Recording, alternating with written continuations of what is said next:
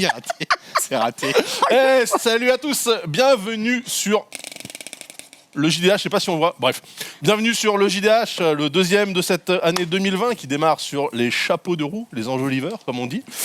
J'ai autour de moi une équipe full stack, complètement complète.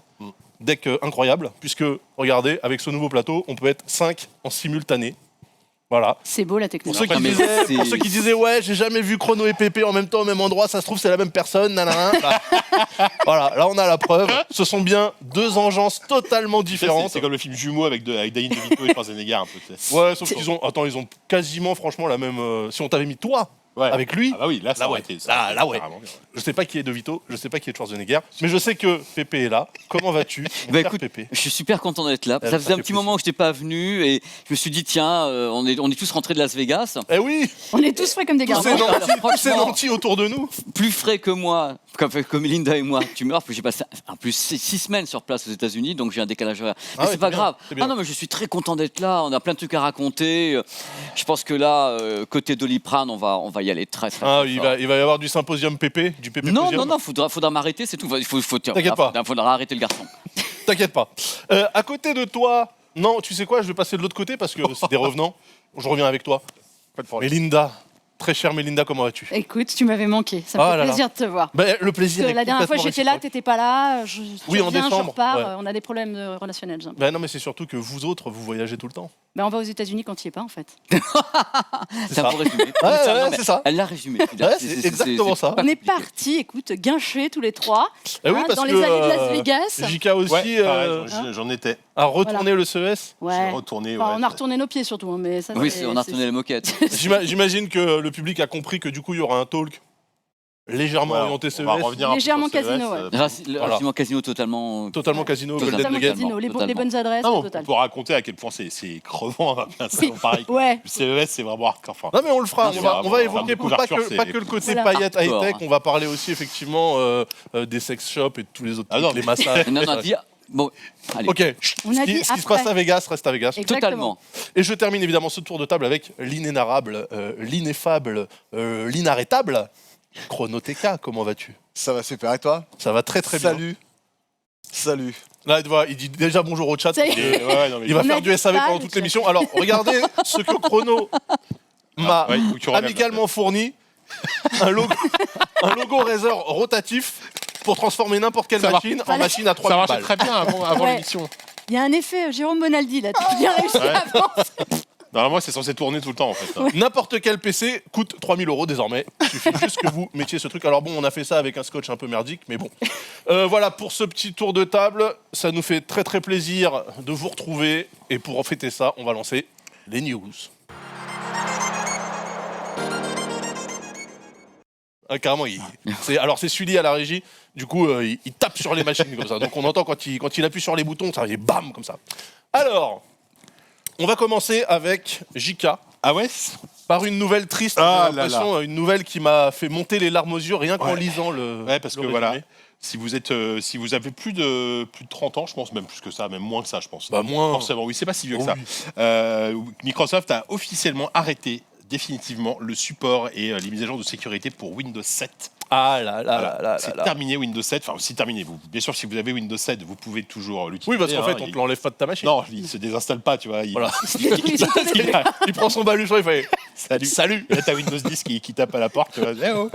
Non, ça y est. En fait, bon, alors c'était histoire de revenir un peu sur Windows 7 parce que moi, je l'aime bien Windows 7. Bah oui. Pas vous. Tout le monde l'aime bien. En fait, il a été suivi par Windows 8. Voilà. Donc tu peux claimer Windows 7. C'est surtout, il succédait à Vista. C'est surtout ça. Il est coincé entre. Justement, il y a quand même cette grande théorie de Microsoft, un OS pourri, un OS super. C'est pas une théorie. Je suis revenu parce que il y a eu avant Windows 7, donc bien avant, il y a Windows Millennium à chier. Windows XP pas mal. Génial. Windows Vista pourri. Nul.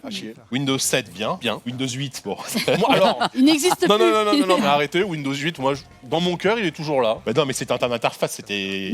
J'aimais bien. Même si 8.1 avait un peu rattrapé les choses. Il y avait un menu démarrer, quoi. Oui, voilà. Alors qu'avant, il y avait un écran démarrer. Mais Windows 8, il était fait pour les Windows Phone, il était pensé pour ça. Ce qui est intéressant, c'est qu'ils ont arrêté à 10. Ils ont dit maintenant, on va mettre à jour le 10, ça va s'appeler 10 quelque chose, 10 ça s'appellera toujours 10. Bah ouais, comme ça, ils sont sûrs de rester sur une bonne version. Ah non, mais attends, pour l'instant, ça, on le sait depuis le début. Il n'y aura plus rien d'autre. Tu n'auras pas de Windows 11, 12, 13. C'est Windows 10, Attendez. Jusqu'à Vous êtes en train de me dire Mais oui. que Microsoft a attendu 2000, je sais pas combien pour Windows 10 là, pour faire comme macOS. Ouais, oui, enfin macOS. Parce que macOS 10. Oui, mais oui. Et après 10, 1, 2, 3, 4. Là, il s'appelle Windows 10 sans arrêt. Voilà, En fait, c'est t'as ça. juste les mises à jour du printemps, les mises à jour d'automne. Et c'est pourquoi? C'est parce que le 11, genre, ça porte malheur en Chine ou un Non, truc comme c'est ça. juste que Non, ils c'est ont le un- 4. c'est pour une histoire d'offre. Non, c'est plus simple pour simplifier. Microsoft, en termes de clarté d'offre, ils s'y connaissent quand même, tu vois. Xbox Series X, Xbox, ouais, on comprend rien. Non, mais au moins sur Windows, là, c'est relativement clair. On est sur Windows 10, on va rester sur Windows 10. Par contre, ce qui est marrant. Il devrait l'appeler Windows en fait. Ouais, Ça oui, sera ça à terme. Ce sera Windows, bon voilà. Par contre, ce qui est rigolo, c'est qu'il y a eu un papier de Ars Technica, parce qu'il y a eu une étude en fait d'un cabinet d'analystes qui a montré quand même qu'aux US et en Angleterre, il y a encore 53% des entreprises qui sont sous Windows 7. Et Elles sont pas dans la merde, parce que comment il y a plus de support pour ces boîtes, hein. C'est Alors- fini quasiment pour tout le monde. Alors, bémol, Ouais. parce que nous, je travaille dans une entreprise qui est un peu à la, Ah bah à oui, la toi, bourre aussi ouais, sur oui, les oui, Windows. probablement, je fais le signe, ouais. Non, en fait, le support pour les entreprises va être maintenu. Ah bon? C'est les versions, apparemment, les versions grand public, Ok. qui... La dernière Donc, mise à jour vient de tomber. Voilà, oui, Donc s'il y a des entreprises qui avaient pris la Family Edition pour gratter un petit Ouais, peu c'est- d'oseille. Non, alors c'est c'est mort. attention, c'est les versions entreprises. Hein. Ouais, Enfin, c'est professionnelles, voilà, ouais, juste ouais, professionnelles qui restent. Non, mais parce qu'il y a peut-être Mais- des entreprises de craco qui se sont dit, Non, eh, mais il y on a prend la version énormément. famille. Mais non, mais il y a énormément d'entreprises Bah, qui sont les sous administrations. Ah bah, bien sûr. C'est catastrophique. En Ouais. France aussi. Avec Internet En France, Explorer bien sûr. encore. Bon, alors, attends, concrètement, la fin du support, ça veut dire que l'OS il continue à fonctionner. Oui, bien sûr. C'est juste que Mais- tu risques de te faire hacker La, par. la vérité, c'est que si à la maison, bon, sauf si tu as vraiment un PC antédiluvien, si à la maison tu es encore sous Windows 7. Alors en plus Microsoft a poussé au lancement de Windows 10 pendant au moins 2 ans. Tu pouvais mettre à jour gratuitement Windows 10, donc c'était quand même. Voilà, tu pouvais facilement passer à Windows 10. Ouais, Windows 10 c'est quand même mieux. Enfin, pour moi, Windows 10 c'est leur meilleur Windows. à tout point de vue. Bah, il est meilleur même en gestion de RAM et compagnie. Voilà, boot, c'est il juste boot de plus loin le vite, meilleur, il est de- plus de- stable. De loin le meilleur Windows qu'ils Ouais. ont jamais fait. Évidemment que vous avez aucune raison de rester sur Windows 7, quoi. Sauf si vous avez un très vieux PC. Encore, je connais pas la config minimum pour Windows 10, mais c'est pas non plus. C'est large, hein, ouais, ça c'est pas tapait- trop ça tape- exigeant. Ça tapait C'est large, genre hein, 4 Windows Go de 10. RAM, tu vois. un truc Ouais, comme ça. ouais, Mais encore, t'es Bah, gentil. Hein. Déjà, ils Non, autorisaient 4, les gens ouais, qui je pense étaient que sous c'est 4 Windows gigas de 7 RAM à passer, minimum, donc c'était Ouais, voilà. quand même, ça tapait très large. C'est-à-dire que 4 Go de RAM pour Chrono, par exemple, c'est la RAM qu'il y a dans juste la pendule de son Ouais. ordinateur. C'est un quart de sa carte graphique, quoi, de ce que j'ai pas. C'est un quart, ouais, Tu parce que vraiment. Donc voilà. Et justement, tu revenais, tu parlais de l'histoire des entreprises, et c'est marrant parce que du coup, je n'avais pas fait gaffe. Par exemple, en 2015, il y a quand même l'US Navy qui était toujours sous Windows XP. Ah oui. Et comme ils n'avaient pas envie, ils voulaient continuer à avoir un support, ils ont fait un chèque de 9 millions de dollars à Microsoft pour que Microsoft continue à fournir pour l'US Navy des mises à jour de Windows XP. Alors que s'ils avaient donné le même chèque pour qu'on leur installe un Windows 10 sur Ouais. toute leur machine, Ça aurait coûté plus cher, je pense. je suis même pas sûr. Après, en termes de sécurité, j'imagine que ça va être compliqué et tout ça. Tu vois. Déjà, de base, avoir un système d'armement qui tourne sur Windows. Mais le nombre de fois qu'on entend des choses qui sont hackées ou qui partent, tu sais, je crois que c'est la SNCF il y a quelques années encore qui avait eu un énorme bug et on s'était aperçu qu'ils étaient sous une version Bah là, Windows je sais pas, 98 ou un truc comme ça ou Windows là, je sais XP, pas enfin, si ça. c'est pour fêter la mort de Windows 7, Mhm. mais la NSA a rendu public une faille critique Ah oui, sur Windows 10. C'est vrai. Ouais, alors d'habitude, ils ont dit bon, d'habitude, on dit rien mais là on y va les quand on gars. les trouve, on ferme nos gueules et puis on C'est gratte. vrai qu'ils y sont allés. Ouais. Là, on est sympa, on le dit à Microsoft, donc il y a eu un patch, genre j'ai éteint ma machine, il m'a fait Non mais c'est vrai que télécharge ça. Windows 10 c'est pas exemple ces derniers temps Ah ouais. d'énormément de bugs. Ils ont eu un bug, je crois que c'est c'est celle du printemps où ils en ont une. Là ils ont mis des mois et des mois à la corriger. Moi j'avais la souris. Tu qui sais laguait. où les fichiers disparaissaient de ton Ah. dossier document. Il y a eu une très Ah, grosse d'accord. mise à jour parce Et que maintenant ouais. il y a les updates, C'est November update, Creators et Creators update, je sais etc. plus quoi, enfin, c'est Et il y en a printemps eu une, en fait, ils se sont rendus et compte automne. qu'il y avait un gros problème, donc ils ont carrément rollback, enfin, Ils l'ont retiré. ils ont bloqué la mise à jour.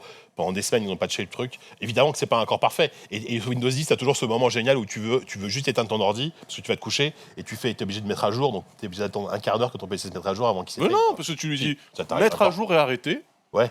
Et ensuite, tu reviens le lendemain et t'as un petit smiley triste qui dit Ton PC a rencontré un j'ai problème. planté hier soir. Voilà, c'est ça. Ouais, Exactement. non, en fait, moi, souvent, ce qui se passe, c'est surtout quand tu mets à jour et que tu arrêtes. Oui. Après, tu te barres, tu fais ta vie. Oui, et là, Et puis quand tu reviens et que tu relances, il fait hey, la mise à jour, elle est pas Faut que j'installe. j'installe Ouais, 2-3 trucs. c'est- Bon. Mais Bon, en mais tout cas, Game Dash, c'est si bien parce que Windows 10, Voilà, quand même, Windows 10, ils reviennent de loin, Microsoft. moi, je le dis, c'est Windows. Ah non, c'est même le 8. Hein. C'est avec Windows 8 que je me suis dit à quoi bon macOS après tout. Ah ouais. Waouh. Avec Bah, je Windows voulais jouer. 8, Oui, bah oui. Ah, je voulais jouer. Et Problème. Bon, bah, sur Mac, il faut se forcer un peu. Yes. Quoi. Donc voilà. Alors, Donc, rest in peace Windows 7. Ouais, rest in peace, mais on t'aimait bien. C'était sympa. Ouais, exactement. Mélinda, toi, tu vas nous parler de quoi alors Je vais vous parler. Je vais faire plaisir à tout le monde. Je vais reparler de smartphone. Ça fait longtemps qu'on a pas parlé de smartphone. Ah bah oui, ah oui. Eh oui. Vous avez parlé de smartphone la semaine dernière ou pas Bah non, puisqu'elle n'était pas là. Quelle question. J'étais pas là. Si, c'est pas vrai parce que Chrono a parlé d'un très bon smartphone qu'on a vu au CES, que j'ai pris en main, le OnePlus, le nouveau avec la caméra, le Concept One. Ah bah oui, celui-là, oui, on en a parlé. Oui, c'est un très beau. Moi, j'ai pris c'est un très beau smartphone. Enfin, on a plus parlé de la voiture que du téléphone. Oui, mais parce que c'est pas grave. Et du logo.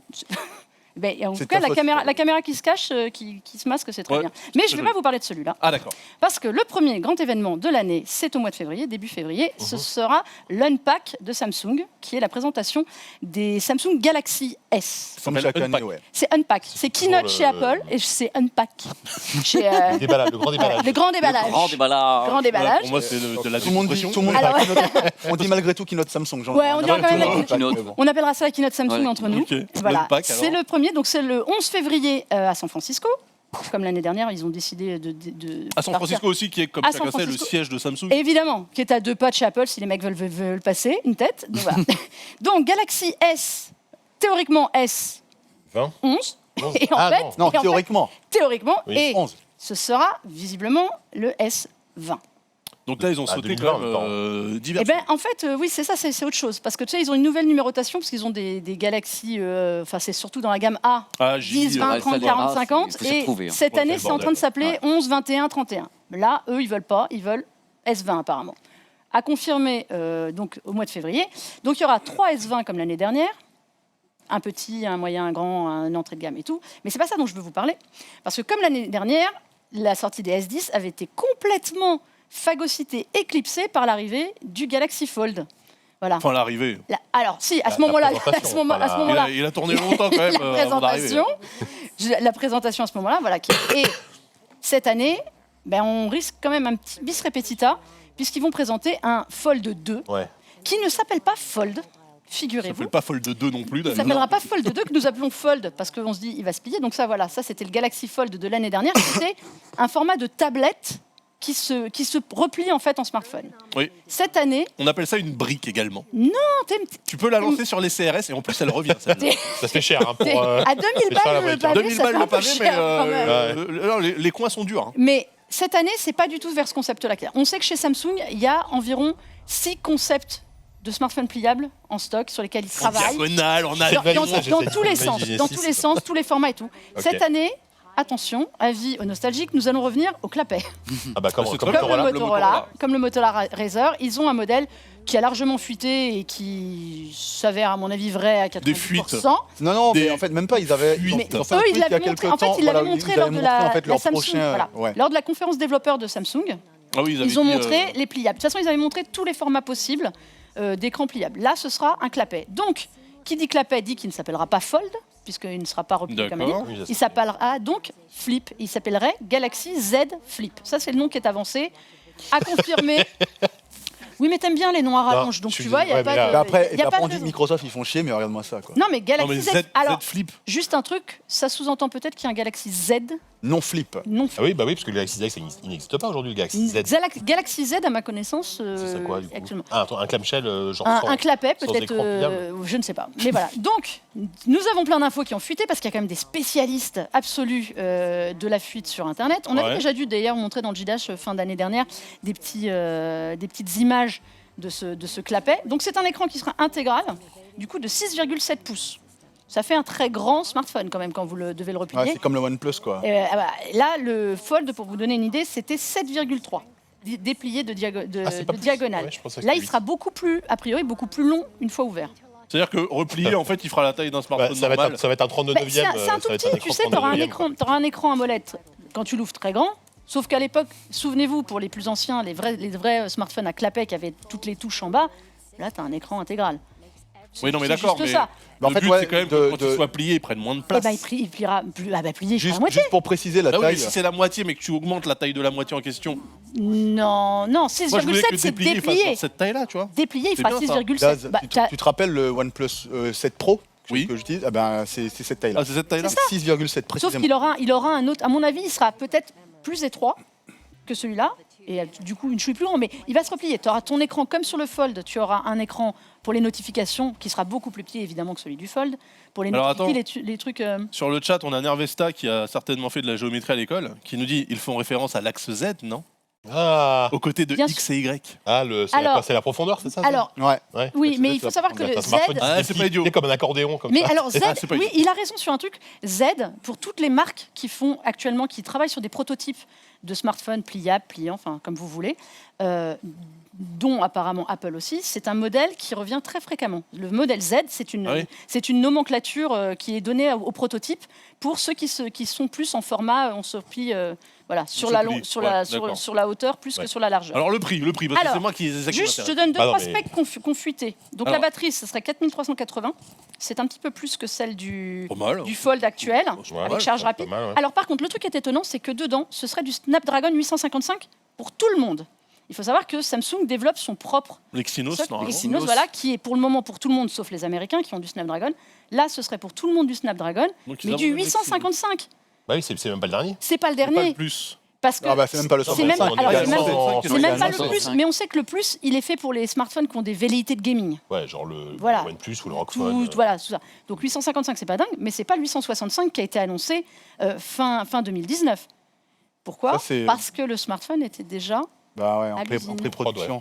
Enfin, en prod. Donc voilà, et ce serait. Mais surtout, ça indique autre chose, c'est qu'il sera vendu nettement moins cher que le Fold. Mais alors, le Fold était à 2020. Ouais, ça de toute façon. Là, il table à peu près sur moitié.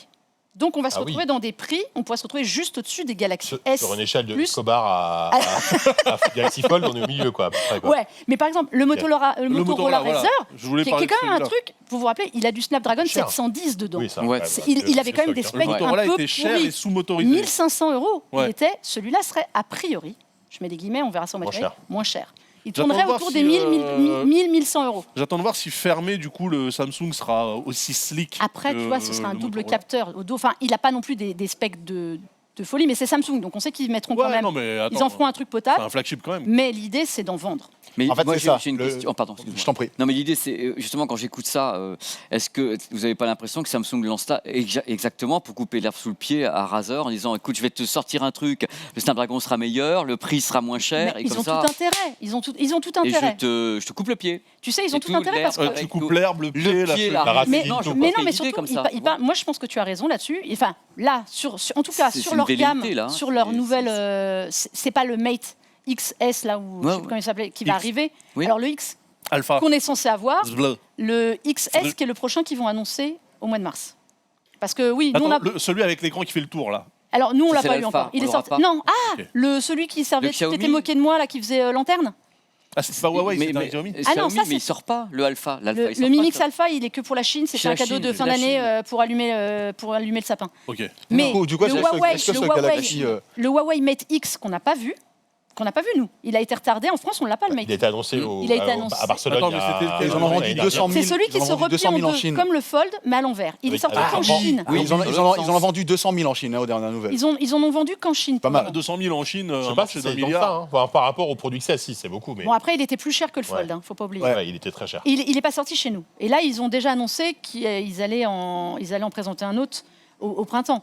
Mais j'ai une question. Est-ce que d'après vous, le Galaxy Z Flip ne serait pas l'équivalent du Galaxy A, c'est-à-dire un truc pour le grand public, mais dans une gamme haut de gamme, si, tout à fait. Dans une autre gamme, quoi. Un peu comme le A80 ou bien le A70. Oui, qu'on veut vendre. Là, ils veulent en vendre. C'est ça. Tu vois, les specs qui sont annoncés, c'est quand même un double capteur qui n'a rien de délirant. Quand on annonce sur les S11-20 là, peut-être potentiellement le fameux capteur à plus de 100 mégas qui a été développé par Samsung, qui est actuellement chez Xiaomi. Celui qui fait avec Xiaomi. Voilà, celui qu'ils ont fait, et pour le moment il y a Xiaomi qui l'a eu. On l'annonce sur un des 3 S20, des 4, 5, 6 capteurs photo. Captation en 8K sur le S20. Ouais, voilà, là c'est pas du tout le délire. Pas un photophone. Là, ce sera pas un truc. Mais en même temps, c'est normal. Ils veulent pas non plus se tuer leur propre marché du Galaxy S normal qui lui a 12 000 capteurs. Pour moi, le truc qui est assez drôle, c'est que leur gamme de test, c'est la gamme A. Ouais, c'est ça. La gamme A, ils font tout. Ils avaient testé le quadruple capteur, la caméra rotative. Ils testent tout là-dessus. Donc pour moi, c'est marrant que ce Galaxy s'appelle Galaxy Z. Donc ce Z qui à mon avis est pour le côté pliable. C'est pourquoi, Melinda?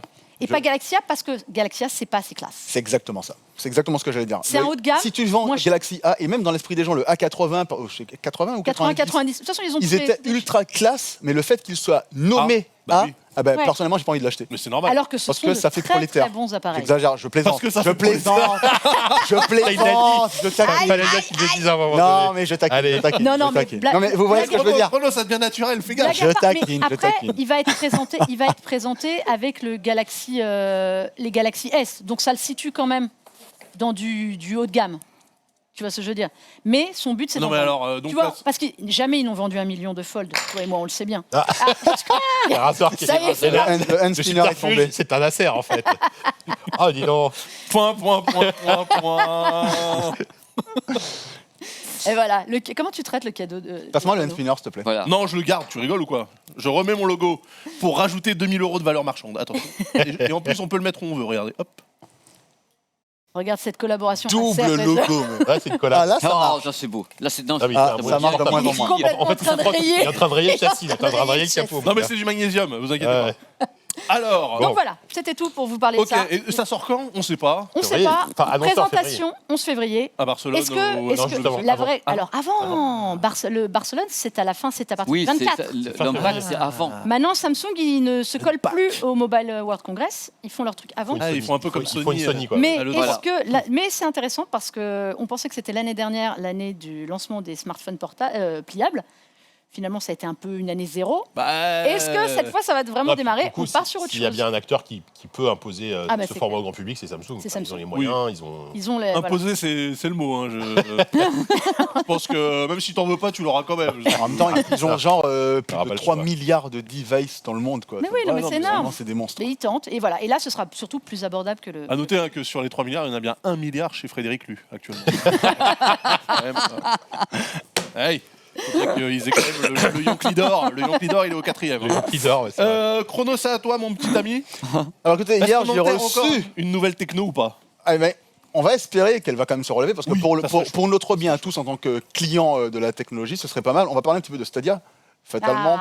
Stadia qui a connu. Bon, ça suffit. Bon, Ok, ça suffit. maintenant, hein. Ok, ça suffit. Il en fait énorme. Stadia a connu un début un peu difficile, hein, on va le dire, hein, même parfois totalement difficile, surtout vis-à-vis de l'offre proposée. Si la technologie fonctionne selon les conditions, selon les personnes, Mélinda dans son bain, ça marche à merveille. Moi, ça marche nickel. Voilà. Il y en a pour Claude qui. François, Mélinda, attention. Il y en a pour qui, dès que tu le branches sur autre chose que ton Chromecast, ça marche pas du tout. Il y en a Ouais. même sur le Chromecast, ça marche pas. Mais bon, grosso modo, moi j'ai toujours dit que la Founder Edition de Stadia, c'était une sorte d'early access. C'était une bêta. Mais c'est vrai. D'ailleurs, Founder Edition, c'est un terme qui ne s'assume pas en fait. C'est hein. les pionniers. Et là, Ils galèrent, quoi, ouais, c'est ça. j'ai reçu un communiqué. Galéreur édition. J'ai reçu un communiqué de presse de Stadia hier et je vous lis le début. Écoutez le début. Lors du lancement de Stadia en novembre, nous avons fourni un premier aperçu de Ouais. l'expérience Stadia aux joueurs. Et là, on dirait qu'ils assument leur côté Bah ouais. bêta, Ah, entre guillemets. attends. Ouais, ils auraient dû le mettre sur la boîte quand même. Hein, mais bon, ok. Pardon. Non, mais c'est vrai. Première aperçu. Ça venait Première du aperçu cœur. édition, ça aurait été bien. C'est Ouais. sorti du cœur. Genre une peak édition. Premier ou, aperçu, une sneak peek édition. Pardon. ouais, ou vite fait édition. Mais ouais, bon, c'était une sorte de bêta. En même temps, c'est vrai que Founder, en général, ce sont des éditions qui sont pas grand public. Mais ils l'ont pas vendu comme ça. Ma C'est ça le problème. surtout- 1080 Ti Founder Edition, j'ose espérer qu'elle Oui. fonctionne bien quand Ouais, même. Oui, ouais, oui. c'est pas Ouais, faux. mais T'as raison, là, t'as ils raison. l'ont vendu. Ouais, Ils l'ont vendu. bien sûr, bien Les sûr, gens ont bien sûr, payé bien sûr. pour... Ouais. Les gens ont payé pour avoir peu de jeux. Au final, c'était quoi, 32 jeux à la sortie. Aujourd'hui, on a un peu Oula, de jeux. Ouais, pas bien. 32 et... On en 32 à la 32. sortie, ouais. À la sortie, c'était Ils en ont 32. Ils en avaient rajouté rajouté 10 Ah oui, la c'est veille. ça, ouais, Ouais. c'était 32 plus. Exactement. Enfin, c'était- Et avec des jeux gratuits grâce à Stadia Pro, hein, qui deviendra payant à partir de février, parce que les gens qui ont acheté leur Stadia, ils avaient donc 3 mois, prépayé. 3 mois prépayés, pas offerts. Merci. Prépayés. C'est exactement le mot que je cherchais. Alors, qu'est-ce qui va changer à partir de 2020 Ah oui, qu'est-ce qui va changer Qu'est-ce qui va changer On se demande là parce que. Le Suspense, Stadia Ah ouais. sera compatible 4K sur les interfaces web désormais. Donc avec ton navigateur Chrome, tu pourras lancer ton Stadia en 4K. Plus besoin de passer par un Chromecast Ultra. Donc ça veut dire que si tu prends ton abonnement payant et que tu as juste une télévision avec un navigateur web, tu pourras mettre la définition en tout cas interne en 4K. plutôt cool. Nouvelle fonctionnalité avec l'assistant pendant les parties. Bon, je sais pas qui va s'en servir parce que bon, déjà Cortana sur ta Xbox, tu lui parlais quasiment jamais, sauf quand il était en train de chier et qu'aux toilettes il était éteint la console. Cortana sur Xbox, elle peut éteindre la console. Ouais, elle peut éteindre la console, exactement. Alors que sur Windows 10, ça ne fait pas. Alors sur Windows, elle n'y arrive pas. Okay. Ah bah attends, c'était un argument comme défendaient les gens de Geiger à l'époque sur Gamecult. Enfin bref. Non, mais on est sur jeuxvideo.com, on est pas sur Gamecult. Bon, ça doit être pire sur les forums de jeuxvideo.com, mais bon. Bref. Maintenant, c'est les meilleurs, tu veux dire. Oui, c'est vrai. Il essaie de se rattraper. Moi après son tacle à la gorge au prolétaire tout à l'heure. Bah non, c'était une Je blague. note les points. Ensuite, donc aujourd'hui, Stadia ne fonctionne qu'avec les pixels et il sera donc ça, compatible. Prévu que ça. Mais en fait, ce sont que des choses qui étaient prévues. Hein, ah oui, d'accord. Ah oui, non, pour le moment. Oui, c'est ça, pour le moment, c'est juste des trucs. Ce sont des choses qui vont arriver quand ça va plus être en Founder Edition. C'est des choses qu'on attend, qui étaient prévues, qu'on attend depuis le lancement. Voilà, c'est ça, en fait, d'accord. Et enfin, bien sûr, on pourra jouer à Stadia avec la manette Stadia sur le web sans fil, donc en connectant ta manette. Ah ouais, donc là, voilà. Attention, c'est toutes les promesses qui étaient écrites sur la boîte au départ. Ah bah oui. 2020, mec, hein, 2020.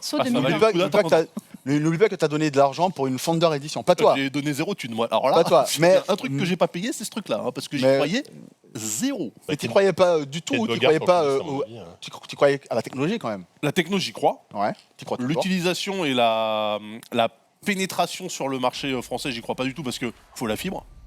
Et mais réagis. Non, je suis pas. Ouais, merci. Non, c'est mieux, c'est plus confort. Évidemment que c'est plus confort avec. Si tu veux pas jouer en 240p, faut les. Avec une bonne 4G, ça passe bien aussi, hein, en vrai. Je suis chez Free, les gars. Non, mais la 4G, tu peux pas. Attends, la 4G, bah oui, mais moi j'aime bien les défis. La 4G, tu peux pas encore. Ah oui. Tu peux pas. Et en plus, tu peux pas sur la 4G, exactement. Tu peux pas encore. C'est vrai. Je confonds avec Shadow qui marche mieux. Ah voilà, par exemple. Donc non, moi j'y crois, oui, mais dans un futur. Après, il faut bien se lancer à un moment donné, tu vois. Donc je suis d'accord avec eux pour. Mais je pense que ça a été très mal communiqué. Ah non, mais là-dessus. Je suis d'accord. Alors je fais un bémol parce que je ne sais pas si tu es passé chez Google ou si vous Pépé pareil. Durant le CES, Google a toujours un stand extrêmement fun. Ouais. On peut faire du toboggan, on peut faire des trucs, il y a plein de choses. Et je me suis dit, ils n'étaient pas là à l'E3, qui était quand même leur place légitime quand tu as un petit peu de velléité gaming. Ils n'y sont pas allés. C'était pas du tout prêt. Ils n'étaient pas prêts. La Gamescom, ils étaient à peu près. Mais enfin, non, mais tu peux faire de la promo. Je te rappelle qu'on a eu la date de sortie à 2 semaines de la sortie. Surtout pour le 3, au-delà du fait qu'ils n'étaient pas prêts, c'est sûr qu'ils n'avaient rien à montrer de concret. C'est-à-dire qu'ils ne montrent pas. Shadow a été excellent à Paris Games Week avec leur stand vide. Mais Paris Games Week, pas de Google. Non, mais là, c'est normal. Tu fais ta promo quand? Mais qu'est-ce qu'ils vont venir foutre à la Paris Games Week? Ils font quoi? C'est quoi leur promo va Et donc, je me suis dit, au CES, vu qu'ils ont eu des débuts un peu laborieux, sur leur énorme stand, en plus, eux, ils sont sur le parking carrément tellement ils ont besoin de place, ils vont en parler. Tu vois, avancer, et justement, faire les annonces qu'ils ont faites là, hier, tu vois, avancer un peu. Non, Stadia, ça se résumait à la présentation des 3 manettes, les 3 couleurs de la manette. Ouais, je pense qu'il y a différents départements chez Google et ils sont pas tous au courant. Tu sais que c'est vraiment le problème de fond de Stadia, et nous qui avons discuté avec les gens de chez Stadia, tu discutes avec des gens différents, tu sens qu'ils ont des informations différentes. Il n'y a pas de culture encore gaming derrière, ils sont en train d'apprendre, de se vautrer. Il y a eu des choses... Et alors qu'il y a des choses très très bien sur Stadia. Je ne sais pas si on l'a dit la dernière fois, mais en France, l'agence de RP a changé au lendemain du lancement en fait, de Stadia. Déjà, elle a changé, elle a fait. Ils ont changé d'agence. On ne sait pas pourquoi. C'est Google qui l'a fait. Et surtout, Google a changé d'agence de RP juste le lendemain du lancement. Il y a un problème déjà d'organisation et de com. Je rappelle quand même que nous, enfin moi, en tant que grand public qui n'a pas accès au backroom, au backdoor, au backtruc que vous autres journalistes habilités vous avez, moi le seul contact que j'ai eu avec Stadia, c'est la petite roulotte de tapin devant le bâtiment là. Quand ils sont venus nous bloquer la porte du studio. Tu fais bien d'en parler parce que avec une petite bougie sur le tableau de bord pour dire c'est bon, le client est parti, vous pouvez rentrer. Non, mais tu fais bien d'en parler parce que justement le contact avec Stadia du grand public, ça va être la version gratuite qui devrait arriver normalement. Si on y pense de façon assez intéressante, ça va être simplement à la fin de la Founder Edition, donc voire vers le mois de mars. Février-mars, ça devrait arriver. Et là, normalement, les gens pourront peut-être se faire un avis sur... Mais il y a une chose qu'on oublie, c'est qu'ils ont pris un gros coup de bambou, à mon avis, sur les dernières annonces concernant le jeu vidéo. C'est le report de toutes les grosses sorties qui arrivaient. Parce que honnêtement, pour prendre Stadia aujourd'hui, les gens qui ont la Founders Edition, ou les gens comme moi qui étaient sur les journalistes qui testaient avant, qui l'ont testé en amont, on a quand même testé des jeux qu'on connaissait déjà. Honnêtement, moi j'ai repris Red Dead, toute la saga Tomb Raider de zéro pour pouvoir jouer et tester Stadia. Quand tu as passé quelques dizaines d'heures dessus, c'est un peu relou. Donc, c'est vraiment Stadia, pour leur lancement, ils ont besoin d'une grosse sortie. Et que les gens se disent, est-ce que je le prends sur ma console ou est-ce que je le prends sur Stadia? Eh ben, ça aurait pu être Cyberpunk. Dommage. Ça aurait pu être un Final Fantasy ou un Avengers. Dommage. Enfin, Final Fantasy est moins retardé que les autres. Mais c'est ça qui leur manque. Il leur manque une grosse sortie qui fait que les gens vont se dire peut-être que j'ai envie de le prendre sur Stadia. À la limite, c'est tant mieux parce que du coup, là, Cyberpunk, c'est septembre. 17 septembre. Avengers, Cyberpunk, c'est septembre. Ça leur laisse le temps de polir leur solution. Non, mais Cyberpunk et Final Fantasy étaient annoncés, non? Non, c'est que sur PlayStation 4 pour l'instant. Mais voilà, le problème, c'est qu'il leur manque une super grosse sortie. Ils n'auront pas The Last of Us. Mais c'est surtout qu'avec Stadia, ce que moi j'attends, c'est que eux, en first party, ils sortent un jeu avec un concept. On dirait que tu me lances exprès. Mais quelle position de talent. Ils annoncent pour 2020 120 jeux à venir, 120 jeux au global, hein, donc il y aura des jeux comme Cyberpunk et compagnie, dont 10 exclusivités Google Stadia. Soit des exclusivités temporaires, soit des exclusivités totales. Voilà. Mais on a une idée du type de... Zéro. Zéro. Ils ont racheté un studio. Ils ont racheté ou ils ont créé leur studio? Non, ils ont racheté. Ils ont créé un studio, puisqu'il y a Jade Raymond qui est à la tête. Stadia Game, je sais pas trop. Stadia, en tout cas, voilà, avec Jade Raymond qui avait travaillé sur Assassin's Creed à l'époque. Et puis, ils ont racheté un studio qui s'appelle, c'est quoi? Typhoon. Typhoon, merci. Et justement, Typhoon qui existe déjà et qui va sortir un jeu bientôt qui s'appelle Journey to the Savage Planet, qui est un jeu qui est un peu sorti nulle part, mais qui a l'air assez chouette, qui est une sorte de jeu à la Subnautica mélangé avec un humour à la Borderlands, quoi. Pour vraiment schématiser, quoi. Mais encore une fois, c'est des jeux à la. Oui, mais ça, bon, tu vas pas non plus leur demander. Mais non, mais attends, l'intérêt de Stadia, c'est quand même une RAM illimitée, de la puissance en veux-tu, voilà. Ils pourraient nous faire tenir des univers incroyables. Ça va venir. Je ne dis pas Star Citizen. C'est un peu tôt. Ils pourraient nous faire tenir des jeux de ouf qui ne pourraient même pas tourner sur un PC moderne. Imagine le Flight Simulator. Alors, c'est un peu l'ambition de Flight Simulator, mais côté Microsoft avec Azure. Imagine un équivalent d'un Flight Simulator où tu peux techniquement modéliser une planète entière. Bah oui, génial. C'est prêt, bon voilà, oui. Moi, c'est ça que j'attends pour me vendre la techno, qui nous ressortent Tomb Raider 14. Faut attendre 5-6 ans que le cloud gaming soit installé partout et que les data centers carburent. Moi j'ai plus 5-6 ans, j'espère qu'on va tous mourir là. Il y a un autre point aussi, il y a un autre point qu'il faut garder en tête, c'est que nous on parle en tant que, alors soit journaliste de la tech, soit amateur de jeux vidéo, soit les deux, donc c'est le pire. Mais en fait, il faut se dire quand même, pas parmi nos auditeurs, mais parmi le public, il y a des gens qui n'ont pas de machine du tout, en fait, et qui ne sont pas intéressés par le jeu vidéo. Et peut-être que si jamais ils sont malins, donc ça c'est un message à Google, si vous êtes un minimum malin, quand vous sortez la version gratuite de Stadia d'ici fin février, mars, par exemple, plus tard, sortez des démos, faites votre passerelle YouTube comme vous l'aviez promis. C'est-à-dire que quelqu'un regarde une vidéo d'un jeu et il clique sur essayer par exemple, et là tu as un quart d'heure où tu peux essayer le jeu vite fait. Mais on en revient à ce qu'on disait la dernière fois, il faut de la démo, il faut de la démo des jeux. S'ils font ça, les gens qui n'ont pas forcément soit de console, soit de PC pour jouer ou qui ont envie juste d'essayer pour voir ce que ça donne, au moins ils pourront éprouver la technologie, voir si ça fonctionne et là se dire écoutez. Est-ce que je peux balancer un subterfuge Stadia? On va se faire taper peut-être par Stadia. Vas-y. Ce que tu racontes est techniquement possible. Ah bah oui, mais il est possible de tester un jeu en fait, il faut le payer. Tu peux te faire rembourser. Tu le payes et tu as 2 heures pour le tester. Tu as 2 heures pour le tester, tu es remboursé dans la soirée. C'est comme avec le Play Store de Google. Enfin, aujourd'hui, Google Play Store, c'est hyper facile. Le remboursement, c'est pas de la démo, quoi. Non, mais en attendant la démo. La démo, c'est je le prends. Ça me coûte rien. Là ça te coûte et tu t'es remboursé dans la nuit. Tu fais avant 2 heures, tu fais et voilà. 2 heures, ça passe. C'est pas bien Stadia, écoutez pas, vous allez un jeu de Kojima, 2 heures, t'as même pas passé la cinématique d'intro. C'est vrai. Quand tu lances, t'as un truc qui fait. Et un truc en plus, je sais pas si tu l'as dit Chrono, c'est qu'on va enfin pouvoir jouer au-delà du Full HD sur la version Chrome PC. Tu l'as dit. C'est cool ça. Donc pas besoin de Chromecast. Non. Bon, de toute façon, le meilleur est à venir pour Stadia en même temps. Ils peuvent pas creuser plus. Ils peuvent que monter, voilà. Donc. Non, mais moi j'ai une tendresse pour ce projet parce que je trouve que c'est vraiment l'avenir. Moi aussi. Les gars, ils arrivent dedans, ils se foirent. Mais ils voient qu'ils se sont foirés et ça peut aller mieux. Après, c'est mieux d'avoir une position d'outsider. Mais ils sont pas outsiders, c'est Google. Non. Bah oui, justement. C'est ça qui est rigolo. Ils se sont pas bien encadrés. De manière très prétentieuse en disant on va imposer le cloud gaming. Est-ce que c'est eux qui étaient prétentieux ou est-ce que ce sont les éditorialistes de sites de jeuxvideo.com par exemple qui auraient pris le sujet en se disant tiens, on les trouve un peu prétentieux. Mais n'importe quoi.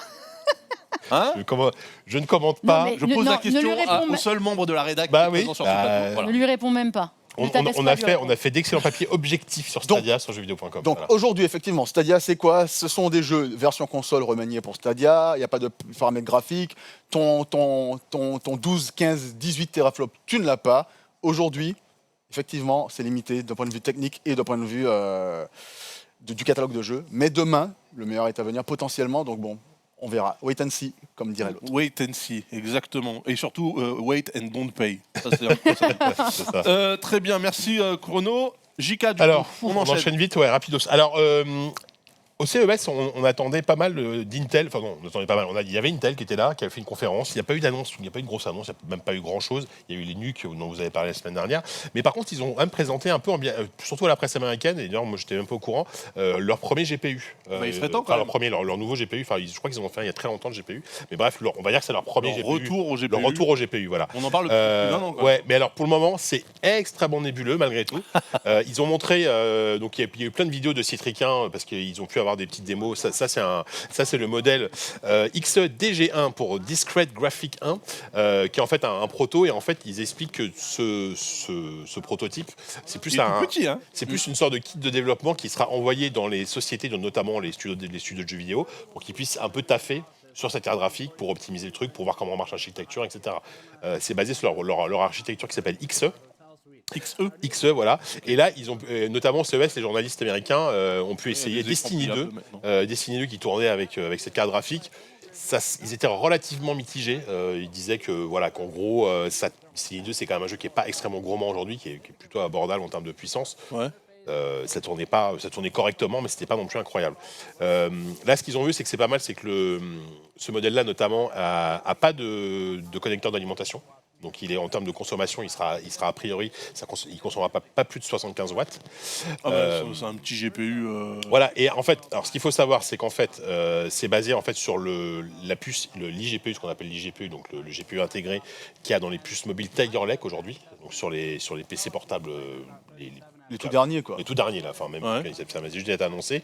Et en fait, Microsoft, n'importe quoi. Intel va donner, par contre, une conférence, une keynote à la GDC. Ils appellent ça keynote, eux, ou il y a un... Non, on va dire un talk comme dans le Media JDH. briefing, ça peut être. Media briefing. C'est ça. Il va y avoir en fait une keynote, une conférence à la GDC de San Francisco, donc la Game Developer Conference qui est dédiée au... Donc c'est quand ça? En mars. D'accord. C'est du 16 au 20 mars, la GDC, à San Francisco.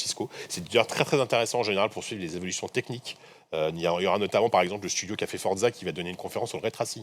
Turn 10, voilà. Ouais. Donc on aura peut-être des infos sur. C'est là où Microsoft a annoncé la première fois leur crossplay, cross-buy, tout qu'on a aujourd'hui dans le gaming. En fait, il y a souvent des annonces plus importantes. Il y a assez peu de rendement médiatique sur la GDC. Par contre, si on suit un peu le truc, il y a vraiment des trucs à tirer de la GDC. Donc là, en fait, ils vont présenter dans le détail enfin leur architecture XE, donc ce qu'ils appellent XE, qui en fait va être dédiée en fait, ils veulent vraiment arroser tous les types d'ordinateurs.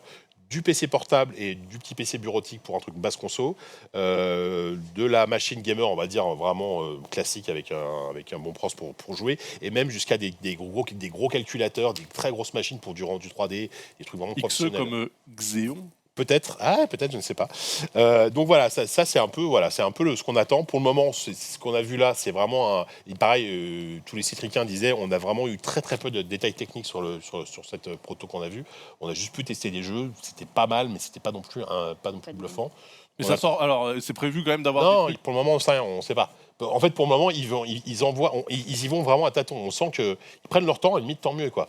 Parce que après, ce qui serait intéressant, leur temps. Ce qui serait intéressant, ce sera de voir d'ici probablement la fin de l'année, d'avoir peut-être 3 acteurs sur le GPU grand public, ce qui n'est pas arrivé depuis ultra longtemps, quoi. Ça serait des GPU qui seraient donc multi CPU en termes de, compatibles avec tout ce qui existe, ou normalement oui. Ou tu serais dans un tunnel bloqué. Tu pourrais pas. Si, il serait complètement bête de se priver de marcher. Enfin, il n'y a pas de raison que ça marche pas avec du AMD. Après, ça va dépendre du socket utilisé pour ta carte mère, mais ça on ne sait pas encore. Encore une fois, ça on ne sait pas encore. Mais on aura pour plus d'infos à la GDC. Ça devrait être très technique parce que ça va être la présentation de l'architecture. Un truc un peu velu. Pour des sorties grand public, à mon avis, il n'y aura rien avant. Enfin, j'en sais rien, mais après, c'est quoi les événements tech? Il va y avoir l'IFA, mais l'IFA, je ne les vois pas faire ça. Et il y a l'Intel Developer Conference parce que c'est fini, je crois. Je sais pas si... Ils font plus leur Intel, l'IDF, mais c'est pas au mois, c'est pas à la fin de l'été. L'IDF, l'Intel Developer Conference, du coup. Non, oui. C'est Forum. Si, c'est l'IDF. L'Intel Developer Forum, voilà. Forum, c'est l'IDF. Conférence. Si, c'est ça. Tu disais XE comme Xeon, mais en fait, rappelez-vous qu'il y a quelques temps, il n'y a pas si longtemps que ça, les processeurs très haut de gamme d'Intel, c'était les machins XE. Oui, c'est vrai. Il y a quelques temps. Donc, bon. Il n'y a pas si longtemps que ça, d'ailleurs. Il n'y a pas si longtemps que ça. C'était la génération, juste 2 générations avant, je crois, peut-être. Ouais. Ok, bon, bah, moi j'en ai marre d'attendre. Les infos, pour le moment, c'est le début de l'année, gars. On tease tout ce qui va arriver. On se pose tranquille. On se pose, ok, très bien. Alors, puisqu'on se pose, Mélinda. Oui, alors j'aurais dû rebondir sur la petite news de Chrono, parce que le grand concurrent de Stadia, actuellement. Alors, oui, on sait, il y a Shadow, il y a tout le monde, mais qu'on le veuille ou non, c'est Stadia qui a fait parler du cloud gaming et du streaming de jeux vidéo. C'est comme ça, c'est le grand public. Et puis surtout, c'est du cloud gaming. Shadow, c'est du cloud PC. C'est du cloud computing, exactement. Cloud L'autre grand acteur qui veut se lancer là-dedans, mais qui va un petit peu plus intelligemment, c'est Xbox, qui s'offre, lui, une vraie version, une vraie phase bêta à longue durée pour son projet xCloud. Et en parallèle du projet xCloud, qui est le cloud gaming, il y a le console streaming. Je vous en ai déjà parlé, c'est quelque chose qui me branche beaucoup plus, parce que là, pour le coup, c'est la possibilité, je rappelle, de jouer aux jeux que vous avez stockés sur votre Xbox, le disque qui est dans la console compris, sur votre Xbox One, oui, pas les autres, et de pouvoir jouer sur son smartphone ou sa tablette, du coup, quand vous êtes en vadrouille. Donc c'est ton cloud perso. C'est ton cloud perso. Alors pour le coup, c'est ta machine qui sert de serveur. Comme ce que fait Steam aujourd'hui, en fait. Oui, sauf que là, tu peux déclencher à distance la demande d'allumer ta console. Parce que tu ne peux pas avec Steam, t'es déjà oublié. Tu peux, mais c'est chiant. Voilà. J'ai pas réussi, moi. Et désormais, vous pouvez le faire en France. La France fait partie. Ça avait été lancé fin octobre, juste aux États-Unis et en Angleterre, au Royaume-Uni. Ils viennent d'ouvrir ça à une salve de pays, dont la France. Donc vous pouvez aujourd'hui, si vous êtes Xbox Insider, donc il faut demander. Mais ça se demande. Ouais, ok. C'est assez facile, je crois que c'est gratuit. C'est ce que toi tu testais quand je suis arrivé tout à l'heure. Exactement, voilà. Donc, je l'ai testé juste avant mon décembre. Moi, j'ai aussi testé, donc c'était ta console qui était je sais pas où, qui tournait. Qui est chez lui. C'était ma console qui était à littéralement 30 cm. Ah ouais, bon là, t'as triché. Toi, t'as triché. Écoute, on fait ce qu'on peut. T'as triché. Mais bon, le but du jeu, c'est d'être partout à distance et de pouvoir du coup lancer ces jeux et lancer. Alors attends, je rassure le chat qui envoie des petites emotes Pépé. Pépé n'est pas mort, il charge, ça super. Ça veut dire que quand il va claquer l'ultra, ça va faire mal. Donc prenez votre respiration, il est sur les starting blocks. C'est passionnant, pour soit clair, je suis en mode curieux, passionnant. Mais quand ça va attaquer, vous allez souffrir. Alors, un truc de malade, mais là... parce que ce que les gens ne savent pas, c'est que nous, on donne tout maintenant, parce qu'après, on a une énorme pause. Je vais tellement être là que ça... Non, cool, mais on est là entre nous, j'apprends beaucoup de trucs. Je suis ravi, mais vraiment. Il est incroyable. Donc je finis mon petit truc. Donc les jeux de votre console, les jeux sur le disque qui est dans votre console, ceux qui sont abonnés au Game Pass, vous pourrez en profiter aussi. Mais il faut les installer quand même les jeux Oui. Il faut qu'ils soient stockés sur ton. C'est ta console qui sert de serveur. C'est exactement comme Steam Link, sauf que ça marche en allumant ta console. Ah oui, mais en fait j'accède au Game Pass, au catalogue depuis ma console. Exactement. Exactement. Donc pour ça, il faut avoir un smartphone sous Android ou une tablette sous Android. Ça ne marche pas encore sur iPhone. Je leur avais demandé quand j'ai vu les responsables de ce truc-là. Ça va venir dans le courant de l'année pour tout le monde en bêta-test, mais pour le moment, iPhone, niet. Ok. Il faut... Vrai lancement, quand? Date? Il n'y a pas de date. Fin d'année. On sait que c'est fin d'année. Tu n'auras pas de date. Laisse tomber. Post-CES, tu auras... Si, ils nous l'ont dit, c'est pour la fin, ce sera pour la fin de l'année. Déjà parce qu'on attend la nouvelle Xbox et tout le tout team. Et c'est pour ça, c'est comme Projet xCloud, qui est pour le coup le vrai service de streaming pour les gens qui ont zéro jeu Xbox, ou qui font ce qu'ils veulent, ils veulent jouer. Zéro matos sur Xbox. Voilà, zéro matos Xbox. Voilà. Mais voilà, pour le moment, c'est ça. Il faut donc manette Xbox pour pouvoir en profiter. Tant qu'à faire. Un smartphone. Si vous avez le petit socle qui est pas mal, vous pouvez... Un smartphone Android pour le moment. Smartphone Android. Que Android, tablette, que Android. Et c'est tout. Ok, bon, ça marche rien. Franchement, ça marche bien. J'ai vu ça tout à l'heure. Ça marche pas mal. Bon, c'est vrai que la console était posée, le smartphone était posé sur la console. Moi, je l'ai essayé d'un peu plus loin, franchement, ça marche. Et normalement, ça c'est eux qui l'ont annoncé, mais ça, j'ai pas testé, donc je ne m'avance pas, ça marche avec la 4G.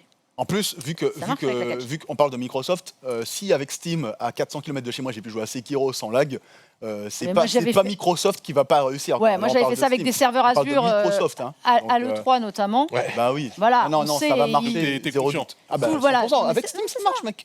Les serveurs étaient à 800 bornes. Moi j'ai essayé, ça marche moins bien, donc ça dépend peut-être. Il faut une bonne connexion, évidemment. Non, t'es chez Free, mec. Là, ils t'annoncent t'es chez Free, moi je suis en 4G. 5 mecs, ça suffit. 5 mégabits, ça suffit.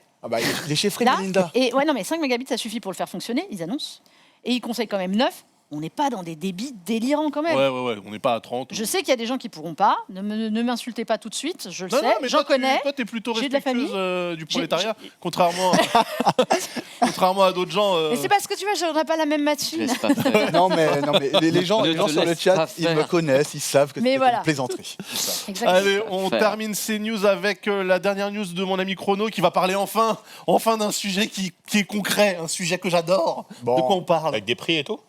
Avec pas des prix parce qu'il n'y avait pas besoin. Mais on va parler réalité virtuelle, les amis. Tu sais que tu nous parles là. Bah oui, nous, on t'écoute religieusement. Il y a quelques temps, on avait parlé de la rupture de stock des casques Valve Index, donc le casque de réalité virtuelle de Valve, en fin d'année, notamment aux États-Unis et au Canada. Il y avait une rupture de stock globale après l'annonce de Half-Life Alyx, quelques temps après. Et bien là, maintenant, c'est pire. Voilà. C'est concret. C'est-à-dire que votre Valve Index ne peut être acheté absolument nulle part. C'est plus majeur qu'Index. Ouais, là c'est Valve. C'est Valve majeur. Elle est belle. Elle est bien. Franchement, elle est belle. Attendez, magnifique. Spoiler, je l'avais en tête. Il m'a oublié la priorité, je l'avais en tête. Il a aucun respect. Je pique une bananaise. Non, c'est une merde. Bravo JK, tu es sur le bon chemin. D'ailleurs, on aurait dû titrer ça sur jeuxvideo.com, c'est dommage. On a fait la news, donc le Valve Index, c'est un truc collector ou c'est le cas? Non, ils sont en train de bourriner les productions pour que ça puisse d'autant plus arriver, pour que tout le monde puisse avant la sortie d'Half-Life Alyx qui est prévue, je crois, pour mars ou avril. Ouais, mars. Attendez-vous quand même à prendre un petit 5 mois dans la gueule, hein. Maintenant on a habitué. Peut-être ou peut-être pas, mais là je suis plutôt confiant. Ouais, moi aussi. Confiant. Mais bon, c'est pas le sujet. Enfin, c'est pas le sujet. On n'en est pas très loin, mais en fait, le seul endroit où vous pouvez encore acheter du Valve Index, et encore, c'est par morceaux, c'est au Japon. Tu ne peux acheter que soit le casque avec les contrôleurs, ou soit le casque tout seul. Donc les Lighthouse ou les contrôleurs tout seuls, ou le kit complet qui comprend donc le casque, les contrôleurs, les knuckles donc, et les Lighthouse qui permettent de faire le. Il faut quand même. Le Valve Index a des. Le Valve Index a les Lighthouse. Pourtant, il y a deux caméscopes là. Ouais, mais c'est pas suffisant. Ah d'accord. C'est pas suffisant. Mais bon, après, eux, ils sont sur une optique un peu différente d'Oculus qui s'ouvre vraiment au grand marché, notamment avec le Quest. D'ailleurs, parenthèse rapide, le Quest aussi est en rupture de stock, et ce depuis décembre. Et en fait, il est en rupture de stock. 2020 l'année dernière. Il est bien. Et ce qui est intéressant, c'est qu'il est en rupture de stock. Annonce Half-Life Alyx, et surtout peu de temps avant, JK l'avait rappelé, ils ont annoncé le câble qui permet le Oculus Link, qui permet de le brancher en Thunderbolt ou en USB-C sur ton PC directement. Et donc du coup, ce qui est intéressant, c'est que quand il y a eu l'annonce d'Half-Life combinée à vous allez voir bientôt, vous pourrez y jouer sur votre PC, ça a fait boom et ils sont tous partis. Merde. Ce qu'il faut espérer, c'est que ça va être un bon jeu, parce que si c'est naze, là la VR c'est fini. Ouais, mais ça va être les cartouches GT dans le désert. Je suis d'accord avec toi, on espère, mais on peut partir relativement confiant. Moi je suis, franchement la VR, parce qu'on parle de Valve et de Half-Life surtout, qui est une licence. Les gars, ils ont. Mais moi, ce truc-là, mais jamais de ma vie, j'y joue. Hein. Mais si, tu fais. Non, c'est trop. C'est un petit crabe de tête sur ça, quand même. Non, moi, je peux pas. Un petit crabette, là. Mais tu joueras. Non, tu vas y jouer. En fait, tu sais pourquoi tu vas y jouer. Tu sais pourquoi tu vas y jouer. Parce qu'en fait, tu vas voir que si jamais ça déchire vraiment, tu vas dire, ok, juste pour pouvoir voir à quel point c'est. Ah non, mais j'ai aucun doute que ça va être immersif de ouf et tout. C'est juste que moi, les jeux comme ça, faut pousser des pots de peinture pour voir un bordel te sauter à la gueule. Merci, mais merci. Si je veux faire ça, je fais de la manutention, tout va bien. Non, hors de question. Non, mais c'est le mec qui a craché sur Star Citizen. Moi, je le prends plus au sérieux. Je vous interdis d'insulter ce chef-d'œuvre. Voilà. Le gars, il est à l'opposé. Remontez n'importe quel GDH avant il y a 3 mois. Voilà. Je plaisante. Star Citizen, c'est évidemment de la merde, mais c'est une merde avec laquelle je m'amuse. Des fois, tu fais caca, t'as 2 bâtons, tu joues et tu t'éclates. Star Citizen, c'est exactement ça. C'est-à-dire que à aucun moment, je pense que c'est plus que ce que c'est. Jamais je me projette comme Super Panda et Zoltan, c'est de posséder là sur le futur, machin, etc. Jamais t'achètes des JPEG à 10 000 balles. À 350 balles ou à 400 balles. Jamais de la vie. Non, c'est un jeu de merde. Mais c'est mon jeu de merde à moi, j'aime bien. Voilà. Donc moi je suis très content que la VR en fait prenne et que Alyx sorte. pour donner un élan au truc, parce que du coup, ça nous permet d'avoir des industriels qui travaillent sur des technos d'écran plus fins, etc., etc. Ça fait monter en fait la qualité technique du truc. Et ça permet à des développeurs aussi de se pencher sur du développement de jeux vidéo en réalité virtuelle, sachant qu'aujourd'hui, sur PC, en termes de développement indé, t'en as en veux-tu, en voilà, t'as vraiment des tas de trucs. Ouais, mais alors attends, en veux-tu et surtout en voilà. Hein. Surtout en voilà. Je l'ai pas eu en conducteur, mais j'ai testé le casque de Pimax 8K au CES. Ah, ouais, il est pas dégueulasse visuellement, Et alors Ah oui. Alors, du coup, On va parler après. ouais, non, On va en parler. j'en parlerai dans le talk à la limite. Ok. Allez, bah, c'est fini pour Eh moi. ben ça tombe bien, J'avais pas prévu. parce que le talk, c'est maintenant. Tant le bruit du jingle. Ah oui, ce bruit rageux. Incroyable. Mais ces gens-là sont déchaînés, mais j'adore. Alors, le talk du jour, on en a parlé, c'est évidemment le CES. On va commencer par faire un petit topo avec toi, Jika. Sur quoi? Je sais pas, moi je vois ton nom en premier. Attends, mais est-ce qu'on parle le produit direct ou on fait peut-être un rapidement retour sur le salon? Ouais, un petit. Une impression. Comment c'était? Je l'ai fait dans le journal lundi, donc je peux le refaire là. En fait, le CES, les auditeurs, ceux qui regardent l'émission, ça font ce que c'est le Consumer Electronics Show. Donc c'est le plus grand salon dédié à l'électronique grand public. En gros, c'est toutes les tendances des de 1 à 5 ans à venir, on va dire, qui sont de Las Vegas. Il y a pas mal d'annonces, mais souvent, c'est des produits que tu ne vois pas tout de suite. C'est des produits américains qui arrivent beaucoup plus tard. À la base, j'ai une question, attends, avant que tu continues. Est-ce qu'on est d'accord que l'écran pliable qu'on avait vu en 2012, c'était au CES aussi? Le Royal?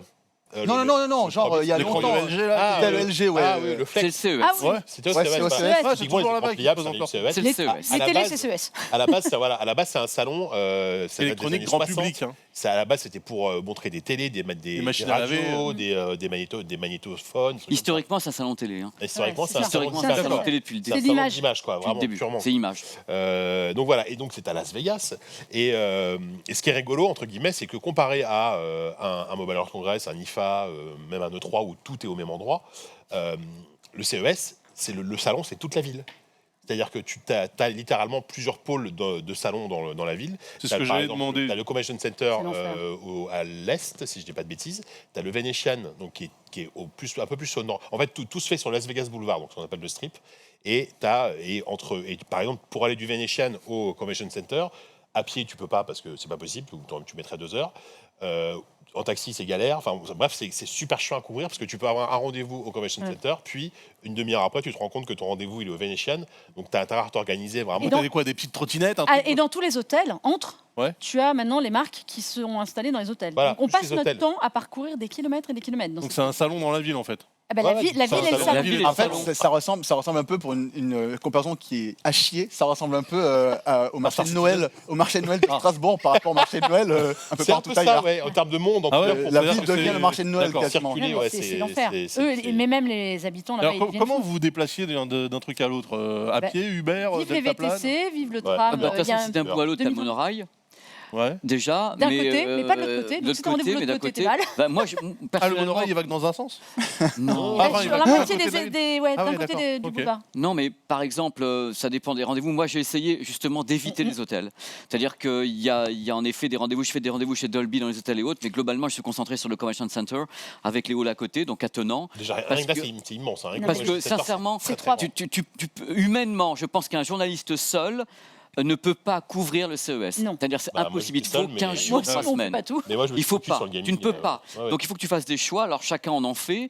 Moi, j'ai fait le choix de faire 1 ou 2 hôtels maximum et de pas perdre mon temps sur le reste. Je n'ai pas pu. Mais 1 ou 2 hôtels max, mais concrètement, il y a combien de trucs dans les hôtels? Mais t'as 25, c'est des booths, c'est des c'est- suites c'est- entières. Et puis surtout, c'est voilà, pas par vrai. exemple, tu te rends compte que tu as rendez-vous, je sais pas moi, chez Cherry. Tu vas aller chez Cherry, par exemple, les claviers. Clavier, ouais. Et là-bas, je vois le truc, c'est 49e étage de la tour Venetian Voilà. Tower, suite Il loue des 22 Ah oui, Tu montes, d'accord. Du coup, j'ai une question. Tu fais la queue pour J'ai une prendre question. l'ascenseur, parce que tout le monde fait comme toi. Voilà. Et après, Et tu t'as- parcours tu vas mettre 10 minutes à parcours monter. Voilà. des couloirs d'hôtel pour trouver la suite. Où il y a ton Oh. Mais rendez-vous. les Mais attends, hôtels, j'ai une c'est question du coup, Jika, parce qu'on sait que pour l'E3, par exemple, je parle de trucs que je connais.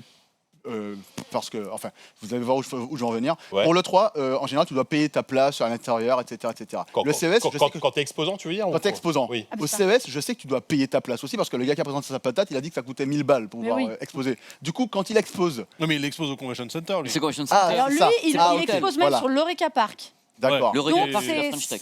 Enfin, c'est là où il y a la c'est au French. Sens. Mais ouais, il a fait hors French Tech, mais ok, je vois. Mais C'est voilà. un autre hôtel. C'est là où il y a le salon du porno. Jadis. Jadis. Il faisait en même temps à un moment donné. Mais tu avais le CES en même temps que le salon du porno. C'était extraordinaire. Pour te donner juste une idée de l'espace occupé par le CES à peu près. Elon Musk a annoncé que l'année prochaine, donc parce qu'on sait que là, nous, on a vu une version du CES Convention Center et tout. Ouais. Pour le seul Convention Center, c'est-à-dire, je te parle du site principal, mais qui est quand même déjà un beau site. Ils font des travaux.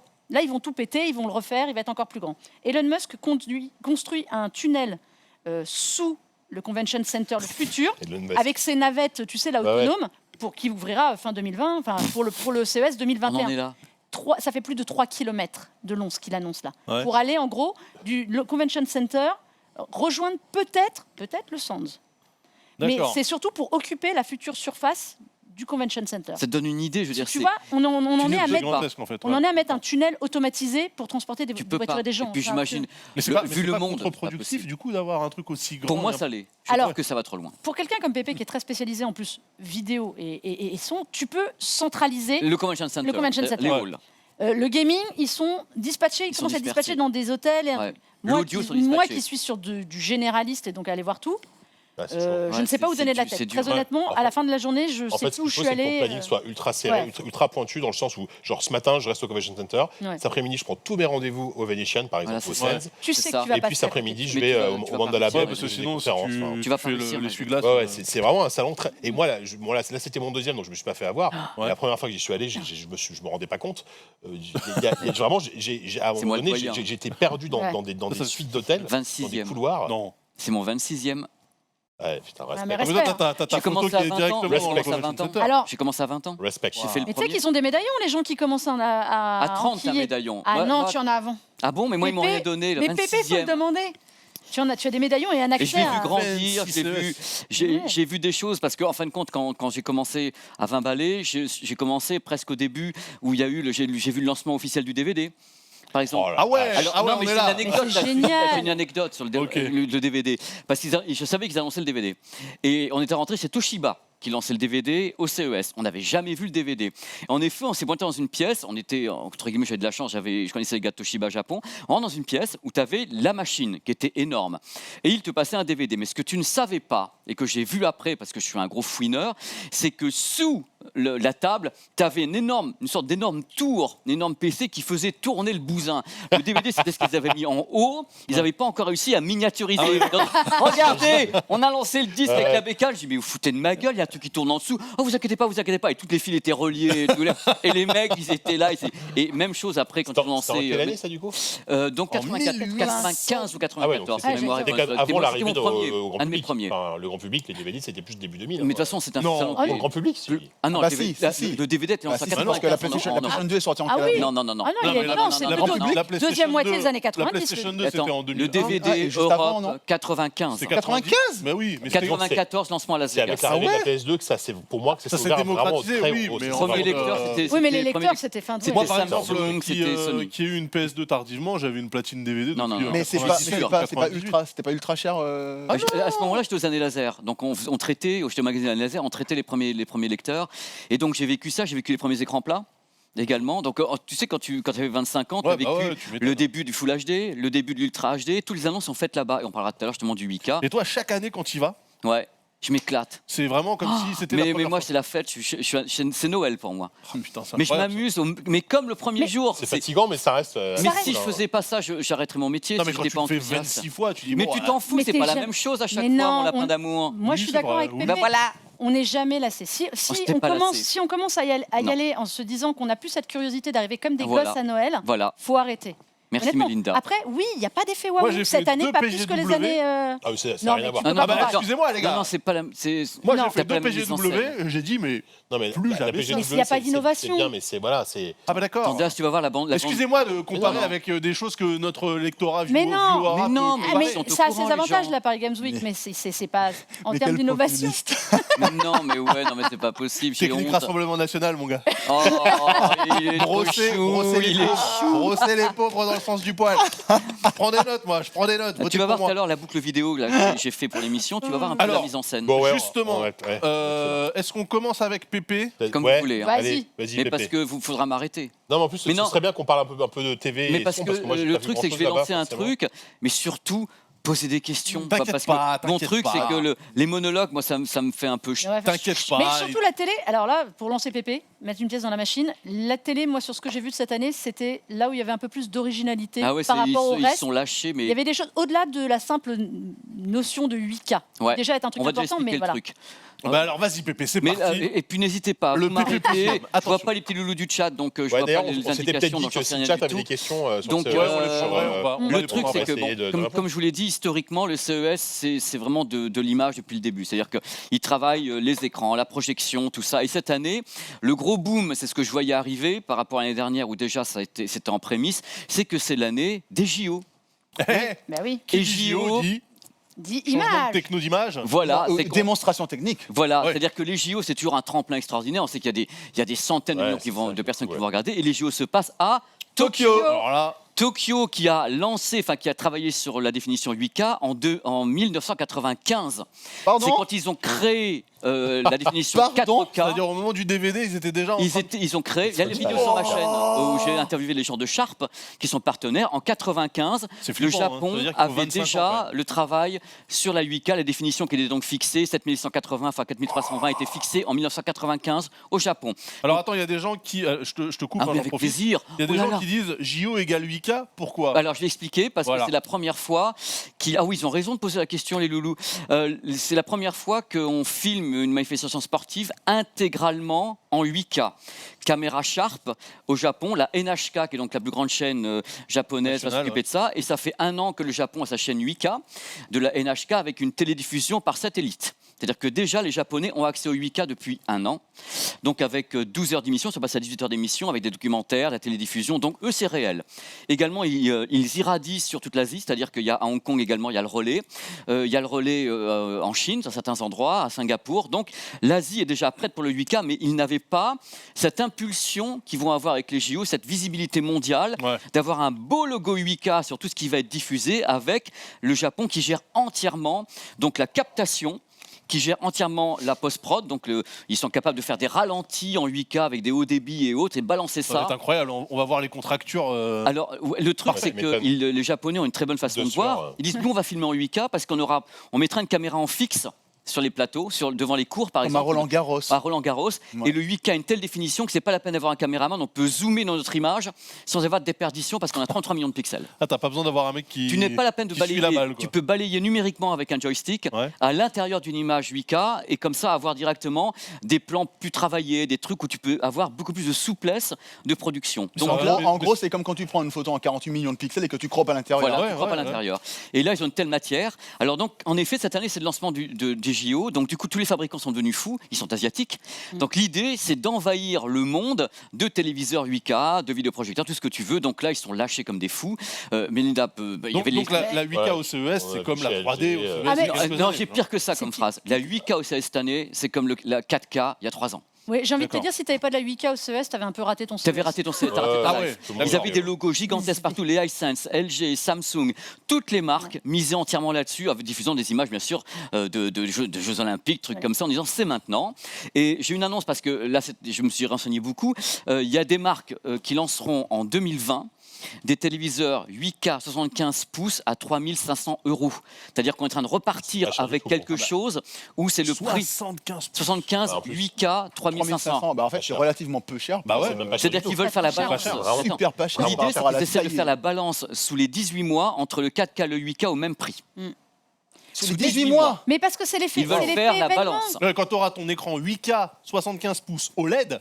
Non, pas OLED. Le LED n'est pas concerné. Non, le LED n'est pas concerné. Le LED n'est pas concerné. Dis-le, ça, Pépé. Non, mais je vais expliquer. Mais non, parce que c'est Linda a raison. L'OLED n'est pas concerné. Pourquoi ? Parce que l'OLED, techniquement, dès que je suis trop chiant, vous coupez.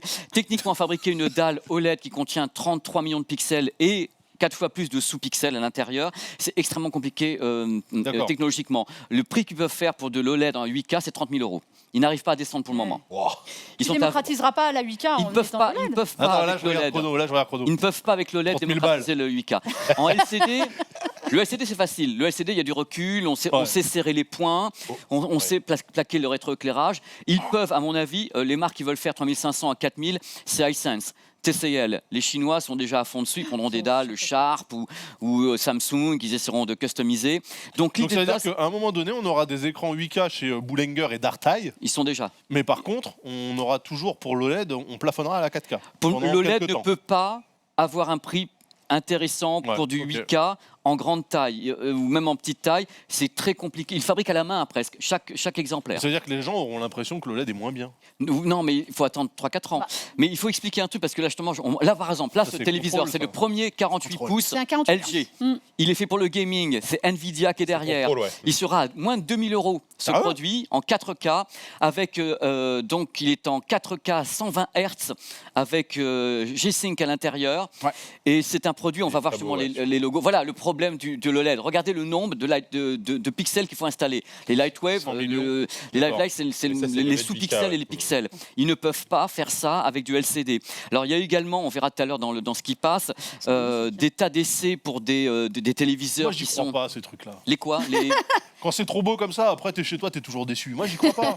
Alors là, tu vois, c'est des images de démos filmées avec des rêves. Mais d'ailleurs, Pépé, en fait, je me rends compte d'un truc. Posez des questions parce que j'aime pas faire les monologues. Je te pose une question. En fait, je me rends compte de quelque chose. Souvent, dans l'esprit des gens, vraiment très spontanément, en tout cas dans le grand public, l'OLED c'est supérieur au LCD. Les cinéphiles. Non, même pas les cinéphiles. Je te parle juste du fait que quand, je sais pas, la dernière fois dans un journal, on en a parlé, je disais, j'ai toujours cru que l'OLED c'était meilleur parce que dans ma tête c'était l'OLED, c'est les contrastes machin. Et toi, mais oui, justement, c'est pour ça que je t'interroge parce que toi, un jour dans un récap, tu m'as défoncé en live. Mais... tu m'as dit, non. Tu choues, attends, regarde.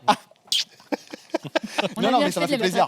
Pourquoi ça m'a fait plaisir? Parce qu'en fait, tu m'as recadré en me disant non, l'OLED, c'est pas forcément meilleur. Il y a des avantages à l'OLED, mais il y a aussi de vrais avantages. Tu parlais notamment du QLED et tu avais fait la comparaison. J'avais trouvé ça. Alors maintenant, je veux que tu nous dises très rapidement, donc c'est comme on est en plein machin de CES, je veux que tu m'expliques, très rapidement, je veux que tu m'expliques en fait pourquoi en fait est-ce que le LCD, notamment via QLED, peut être un choix raisonnable par rapport à de l'OLED. Non. Mais attends, ça peut être c'est pas du CES Talk que ça.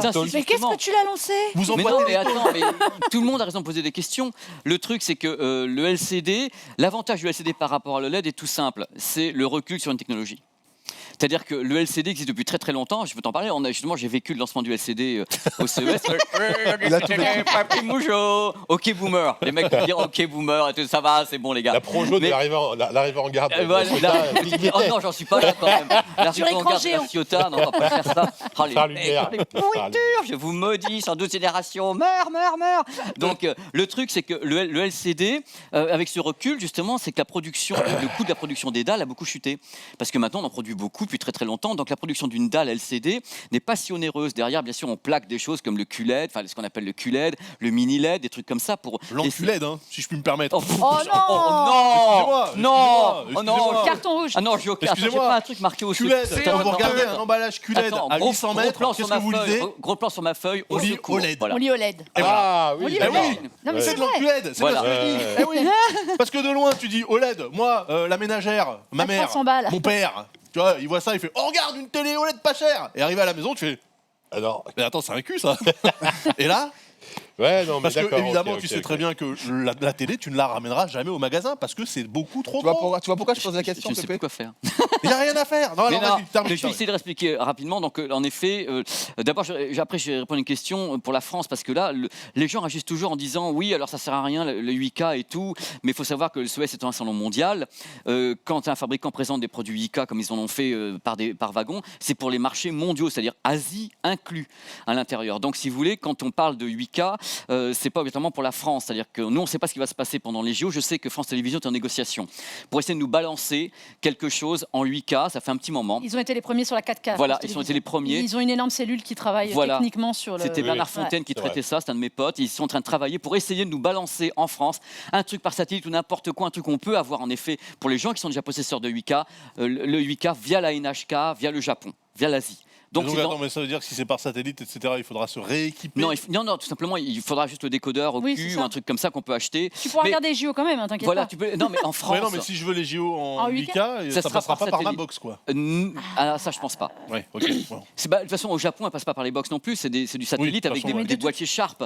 Donc pour le moment, on a cette solution, mais il faut savoir que les essais faits justement à Roland-Garros par France Télévisions permettent d'avoir maintenant du 8K avec 80 mégas. 80 mégas, ils s'y sont arrivés. Donc 80 mégas, c'est pas quelque chose de gigantesque pour la fibre. Donc du débit, avec du débit. Il y a un truc important également à savoir. Donc pour revenir au LCD, le LCD a toutes ses chances de faire son trou au niveau du 8K à cause des tarifs, à cause du nombre d'intervenants, les Hisense et autres qui font pas de l'OLED. Eux, ils font du LCD. Donc je pense que c'est une façon de faire entrer le truc très rapidement. Et ces Chinois vont essayer de faire baisser les prix très rapidement. Malgré tout, les LG et Samsung vont être plus réticents à le faire parce qu'ils sont LG et Samsung. Mais les premiers qui vont tirer dedans, c'est Hisense et TCL, ils vont balancer les produits partout chez Boulanger machin à 3000 boules, 75 pouces.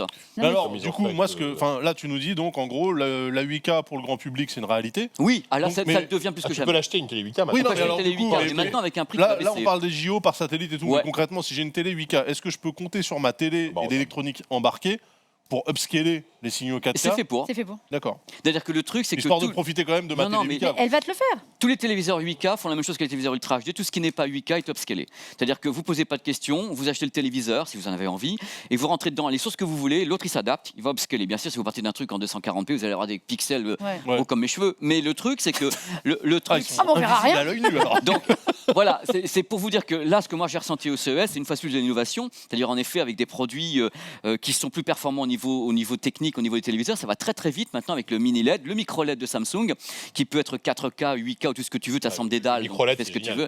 Donc, mais le micro LED n'est pas pour le grand public. Il est uniquement. Alors, je cite Moto Rouge dans le chat. Il dit Trunk vient de jeter à la poubelle son OLED C9. Non, mais c'était un peu plus pour lui parce que lui. Mini LED. Alors, le mini LED peut avoir un nombre de zones absolument dingue et atteindre 4000 candela au mètre carré, ce que peut faire aucun OLED. Mini LED, c'est le truc où on envoie des plaquettes. Non, c'est du LCD avec des diodes derrière. C'est un LCD c'était pas le truc où tu nous disais c'était des micro LED. Alors voilà, il y a ça. Micro LED, tu clipses. Micro LED, c'est des dalles avec des LED, des mini LED. Là, c'est un rétroéclairage. Ça, c'est l'enroulable qui existe maintenant chez. Celui-là, je l'attends. OLED. Ah, tu veux le tarif? Ah bah oui, tiens. 60K. 60K comme 8K, quoi. C'est des pixels. 60 000. Le prix d'un modèle 3 Tesla. Voilà. 60 000 €, écoutez, en France, ça fait combien? Attends, parce que moi, je me rappelle des écrans plasma en francs qui étaient à 120 000 francs. C'est 120 000 francs. Ouais, mais 120 000 francs, ça fait 20 000. T'imagines, c'est 18 000. Mais c'est le début. 120 000, quand tu dis 120 000. 120 000 francs, c'est 18 c'est 18 000 000 € aujourd'hui. Donc là, 60 000 mais regarde, €. Ouais, mais attends, ça c'est magnifique. Regarde, le LED Air qui va descendre du plafond, qui remonte et tout. Ça, c'est super. C'est la même chose que l'année dernière, on est d'accord? Non, alors, il descend. Il y en a deux. Il y a l'enroulable et le déroulable voilà. cette année. Cette année, c'est le déroulable. C'est pas le même système. Parce attends, que... comment ça? Non, il y a ça, celui c'est qui descend du plafond. Moi, j'étais devant, voilà, comme ça, sur le stand, j'ai dit, waouh. Et techniquement, c'est pas la même chose parce qu'ils ont fallu qu'ils repensent complètement l'électronique pour qu'il y ait un effet de déroulable à l'envers dans l'électronique. C'est un store. Ça, c'est un store. Voilà. Et quand ça sort dans l'autre sens, c'est pas un store du coup. Non, tu sais, on avait parlé de la télé, du meuble, qui était le meuble avec l'enceinte, intégré, qui sortait, qui pouvait sortir un petit peu ou beaucoup. Cette année, ils ont fait l'inverse, c'est-à-dire que tu mettras devant ta fenêtre, en fait, ça, c'est comme un rideau. C'est comme si tu descendais ton écran pour ton vidéo. Mais c'est exactement ça, c'est vidéoprojecteur, mais OLED. Ça fait partie des innovations. Ça, j'avoue, ça fait. Alors ça, c'est 60 000 balles. Ça fait rêver. Voilà. Non, c'est le TCL, t'as pas vu que c'est 8K, t'as rien compris quoi. Tu vois les mecs, des logos de plus en plus grands, et tous les téléviseurs sont 8K. Alors je sais très bien que c'est un discours qui est surréaliste pour les gens qui nous regardent. La clé. L'enculède. Tous les gens qui nous regardent, c'est un discours surréaliste, donc on parle de 8K à fond, mais encore une fois, c'est un effort mondial qui ne correspond pas particulièrement à la France. C'est un effort mondial. C'est tout pays confondu. Du marché, voilà, bien sûr. tout l'ensemble du marché. Et ils vont balancer la sauce, à mon avis, dès le mois de mars. C'est-à-dire qu'à la fin de l'exercice fiscal, voilà. Alors ça, c'est génial. C'est un écran LCD 0,8 cm avec le rétroéclairage à l'intérieur. Comme ça. Voilà. Comme ça. Il y a le rétroéclairage à l'intérieur, il y a l'électronique, il y a tout, et ça c'est TCL. Non mais il doit y avoir une grosse base. En fait, ils sont. Regarde, tu vas voir. Ah non, mais TCL, il y a quelques années, c'était pas ça. Oui, mais aujourd'hui, ils ont énormément de marques. Tu vas voir, je vais descendre et tu vas voir le bas. L'électronique, il aurait réussi à la planquer derrière, quand même pas très très gros. Non, mais c'est délirant. Je pense que. TCL, LG, ils font des trucs. Regarde l'électronique, elle est pas grande. Voilà. Non, mais en fait, non, mais c'est faux ça. Il y a quelques années, TCL, c'était pas aussi avant-gardiste. Pour moi, c'était du low cost. Hein. Mais oui, c'est sûr. Et eux, maintenant, ils développent eux-mêmes. C'est-à-dire qu'ils font plus appel aux autres. Ils ont leurs ingénieurs qu'ils ont achetés à des boîtes comme LG, Samsung. Ils ont pris leurs ingénieurs. On va créer. C'est pas parfait. Il y a des tas de trucs. On sent que c'est en train de progresser avec le mini LED. Mais eux, ils y vont à fond, quoi. Et il faut savoir que c'est la deuxième marque en Chine. C'est-à-dire qu'ils vendent 30 millions de téléviseurs par an, ces gens-là. Moi, j'ai une question et une remarque. Avec plaisir. Je vois pas le chat. Aujourd'hui, les télé 8K, en termes de fréquence d'image, elles sont limitées à 60 Hz ou tu peux monter à plus? Le petit loup du chat.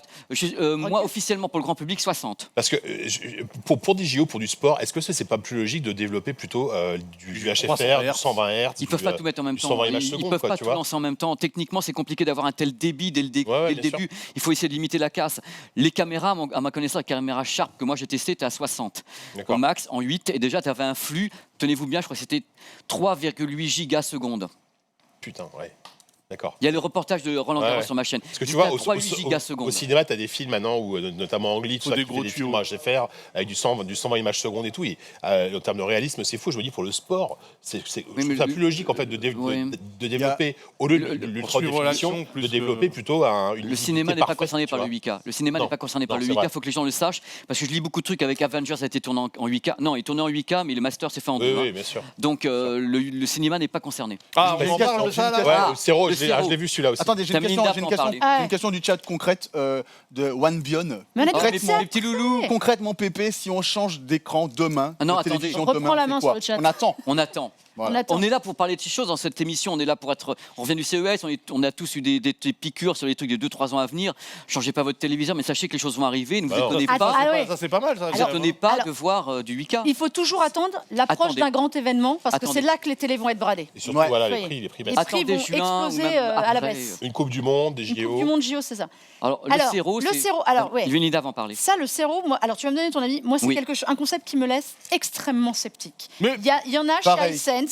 Il y a chez iSense aussi, ces télés rotatives qui ont un but clair, c'est de draguer les millennials.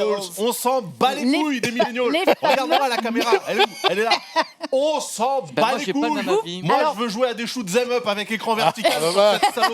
C'est à ça que ça sert, ça n'a qu'une seule utilité. Jouer à Dodonpachi sur un écran de 65 pouces. Oui, madame, c'est mon rêve. Voilà. Mais non, je suis sceptique pas sur l'usage, sur la destination. La communication. Communication, parce que c'est fait pour regarder, donc ça nous est vendu, présenté comme vos vidéos TikTok, Instagram, machin, tous les trucs verticaux. On ne filme jamais à la verticale, c'est quand même une hérésie totale. Total, ça c'est vraiment idiot au dernier degré. Snapchat, c'est 100% vertical quand même. Oui, j'ai le droit de dire que c'est débile. Après, t'as que des gens qui filment comme ça. Alors, on s'en steak un peu. C'est une atteinte à l'image, je suis désolée. Mais c'est une atteinte à l'image, mais ton écran de téléphone, il est vertical, tu le regardes sur ton téléphone. Tu sais bouger ton poignet. Tu sais faire ça? Mais non, mais n'importe quoi, les gars. Alors là, je suis pas d'accord. Non, mais bon. Alors là, ok boomer. Grave. Non, j'ai pas dit ça, moi. Je t'ai pas visé, d'accord. T'es pas assez vieux. Arrêtez. Non, mais aussi, le truc, c'est que on va en ça, parler, qu'on parle tous en même temps. Non, mais c'est juste aussi, c'est si tu veux montrer des choses sur ton smartphone concrètement et que tu montres des choses qui sont pas forcément. Non, c'est pas ça. Ça a le mérite d'exister. Ça a le mérite. Moi, le Cero, je le vois pas comme ça. Le Cero, je le vois pour un produit qui est bivalent, grand public et entreprise. C'est-à-dire qu'un truc que je vois c'est une entreprise. C'est l'usage, c'est les halls d'accueil, les conférences, les trucs où tu peux. Moi, je le vois pas. Dans les halls d'accueil, on peut filmer vertical. Non, c'est des panneaux d'information. Par exemple, les informations, afficher un tweet, tu le mets dans un panneau d'information. Et tu fais bouger moi, si j'ai envie d'avoir des panneaux d'information chez moi. Oh, mais taisez-vous, monsieur Dark. Pour jouer à Star Citizen, tu peux si tu veux. Mais non, mais en fait, il y a énormément de jeux qui mériteraient de passer sur. Mais c'est ça, mais c'est pas. Tu vas pas dépasser 1000 balles pour ça. T'achètes un moniteur que tu peux basculer, basta. Oui, c'est pas mal. T'as la Switch pour ça. C'est le Sharp. Oui. Mais iSense en fait aussi. Donc il y a un vrai marché qui va s'installer sur la télé rotative. Moi, des écrans rotatifs, je prends. Je veux dire. Regarde, si c'était pas le fruit de saison, là, c'est Sharp qui fabrique ça. Le fabrique ça avec Foxconn. C'est l'écran OLED qui a le plus gros ratio la plus grosse luminosité au monde, 1500 candélomètres carrés. Les mecs en pouvaient plus. Ils étaient contents de me montrer ça. C'est-à-dire que tu bronzes quand tu regardes la télé. Mais pour de l'OLED, c'est du délire. C'est-à-dire que t'es là, t'as des performances supérieures à certains LCD avec de l'OLED. Les mecs de Sharp étaient là. Oh, PPG, San, regarde mon beau matos. C'est comme ça qu'on va l'appeler maintenant. Mon beau matos. Moi, j'étais là, mais les gars, calmez-vous. Je vais d'ailleurs les voir. au Japon au mois de mars, Sharp. Mais non, en plus, ils font exprès de le plier n'importe comment. Non, parce qu'il n'est pas fini. C'est la dalle neutre. Okay. Elle est neutre avant qu'un fabricant l'achète et la customise. C'est-à-dire que là, c'est la dalle sortie d'usine. C'est pour ça que là, ça se plie un peu à la zob. C'est de la merdasse de pliage, mais ils sont très contents de m'avoir montré le truc. Ils n'en pouvaient plus. Ah non, mais là, on va pouvoir reconquérir les salons avec du mobilier, quoi. Tu vois, alors, on a pu avoir cette putain de télé qui sert à rien quand personne la regarde. Tu sais que c'est un des messages, au-delà de la 8K, c'est un des messages, c'est comment est-ce que tu peux rendre la télé la plus invisible possible. On avait parlé de la laser TV avec Pépé. L'esprit, il est là. C'est-à-dire essayer de faire en sorte qu'elle se fonde dans... Que la télé soit pas un objet. Ça va te coûter 4 bras et... C'est quoi, le poster TV, le truc comme tu as vu tout à l'heure, tu te plaques contre un mur et tu laisses un petit fil tout blanc descendre. Le wallpaper de LG, c'est ça. C'est le frame, il y avait ça aussi. Le frame, c'est le design. L'électronique est déportée. Le frame ou le... C'est quoi l'autre truc design de Samsung. Shérif. Serif, voilà. Ah oui. Serif. L'idée, c'est par contre là de faire en sorte que ta télé soit un élément de décor. Oui, là, c'est une œuvre d'art. C'est une autre. Mais tu vois, l'approche, elle est vraiment faite en sorte que la télé disparaisse. Est-ce qu'elle disparaît dans le meuble? Est-ce qu'elle se fond dans le décor? Le plus fin possible. Et la laser TV, qui est un bloc que tu mets là et tu projettes en moi, j'attends aussi, à part les modèles de Sony à 40 000 balles. Donc, ils ont foutu la gomme, que vous avez pu voir. C'est du délire, c'est qu'il y en avait de toutes les formes, toutes les couleurs, toutes les tailles. Globalement, en effet, ça avait du 4K, était obsolète parce que le salon se projette 3-4 ans, comme vous l'avez dit tout à l'heure très très bien. On assiste, nous, à un truc journaliste qui est qu'un truc où on regarde l'avenir avec les gens. C'est l'intérêt du CES. Le CES, c'est très prototype. C'est de la prospection, en fait.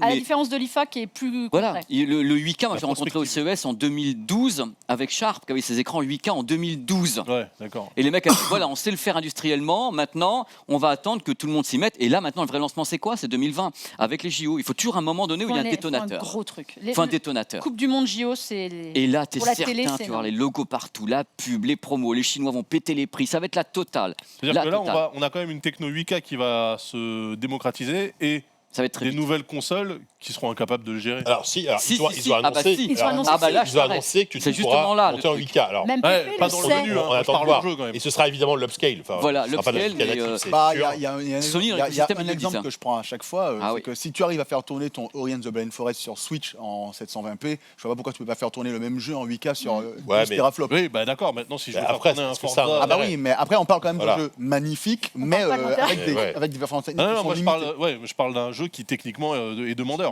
Tu n'auras pas ton Red Dead 2 en 8K natif. Non, tu m'as posé une question. À chaque fois, on a un truc de décalage. Parce que c'est l'industrie. Par exemple, le cinéma n'est pas en 8K. Donc tout ce qui va être mis sur un écran 8K, qui sera un Blu-ray ou un truc comme Netflix produit en 2 et en 4 et compte pas produire en 8. Alors, mais là, j'ai un message à Google. Allô Google Stadia, les gars. 8K. Vous pouvez vous permettre. Ils peuvent se le permettre. Puissance illimitée pour le 4K. Je voudrais juste rappeler qu'aujourd'hui, sortez Stadia 8K. Je voudrais juste rappeler que le PlayStation Now... Et dites, c'est la première console sur le marché. Ouais. Le PlayStation Now, donc le service de streaming de Sony, est en 720p aujourd'hui. Sur PC. Sur PC. Quand même, quoi. 720p. Mais bon, heureusement, ils sortent leur jeu sur PC. Moi, j'ai gardé du coup un écran Samsung de 2006 pour pouvoir jouer. C'est ça. Mais en HD Ready. C'est du rétro. Et pour conclure et pour essayer de rassurer les gens, parce qu'il y a un truc qui est important. Oh, ils sont pas inquiets là. Mais non, mais si les gens peuvent dire, on parle du 8K de façon trop large, ça fait peut-être un peu peur qu'on en parle autant. Il faut savoir que le 8K, dans la tête des Japonais, justement, sur les enquêtes que j'ai fait sur place chez Sharp et autres, à la NHK, pour eux, c'est une finalité industrielle d'abord. Il n'y aura pas de 16K. Finalité industrielle du Japon, c'est pour ça qu'ils travaillent dessus depuis 25 ans. La finalité s'arrête à 8. Et d'ailleurs, donc ça expliquerait pourquoi tu n'as pas encore vu de bench sur du 16K. Voilà, le bench 16K existe quand on mélange deux écrans 8, Sony l'a fait, c'est 2 8 collés, et on fait du 16 pour la diffusion sur 25 mètres. Voilà, ça c'est différent. Mais la finalité industrielle pour le Japon et l'Asie, c'est 8. Premièrement, ça ne correspond pas à tout type de contenu. C'est-à-dire que les Japonais, quand ils pensent 8K en télévision, c'est-à-dire la télédiffusion, eux, c'est film. On filme directement un plateau télé comme ça en 8K, on le diffuse en 8K. C'est en straight, c'est un flux. Documentaire, reportage, sport. Le cinéma n'est pas concerné puisque Hollywood ne produit pas en 8K, ils produisent en 2, à 99% en 2 et en 4 à 1%. Et j'expliquerai dans notre émission pourquoi. Il y a des raisons techniques à ça. On en avait parlé déjà. Oui, mais on va revenir dessus. Parce que justement, parce qu'ils en ont reparlé là. Mais non, parce qu'ils en ont reparlé pendant le CES. Tu es passé chez Sony. Tu as vu, le stand Sony, c'était un stand qui expliquait non pas les téléviseurs, toute la post-prod, en disant qu'ils fabriquent en 2, en 4, et vous avez tout. Les fabricants misent là-dessus actuellement. Je vais peut-être mais en parlant de l'image, moi j'ai vu un truc très bien chez Sony, qui est un des trucs qui m'a bluffé, hors la voiture dont vous avez déjà parlé, c'est la capture. Ils ont fait un moyen de faire de la motion capture sans que les mecs se retrouvent dans des combinaisons avec des pods partout. Comme ça.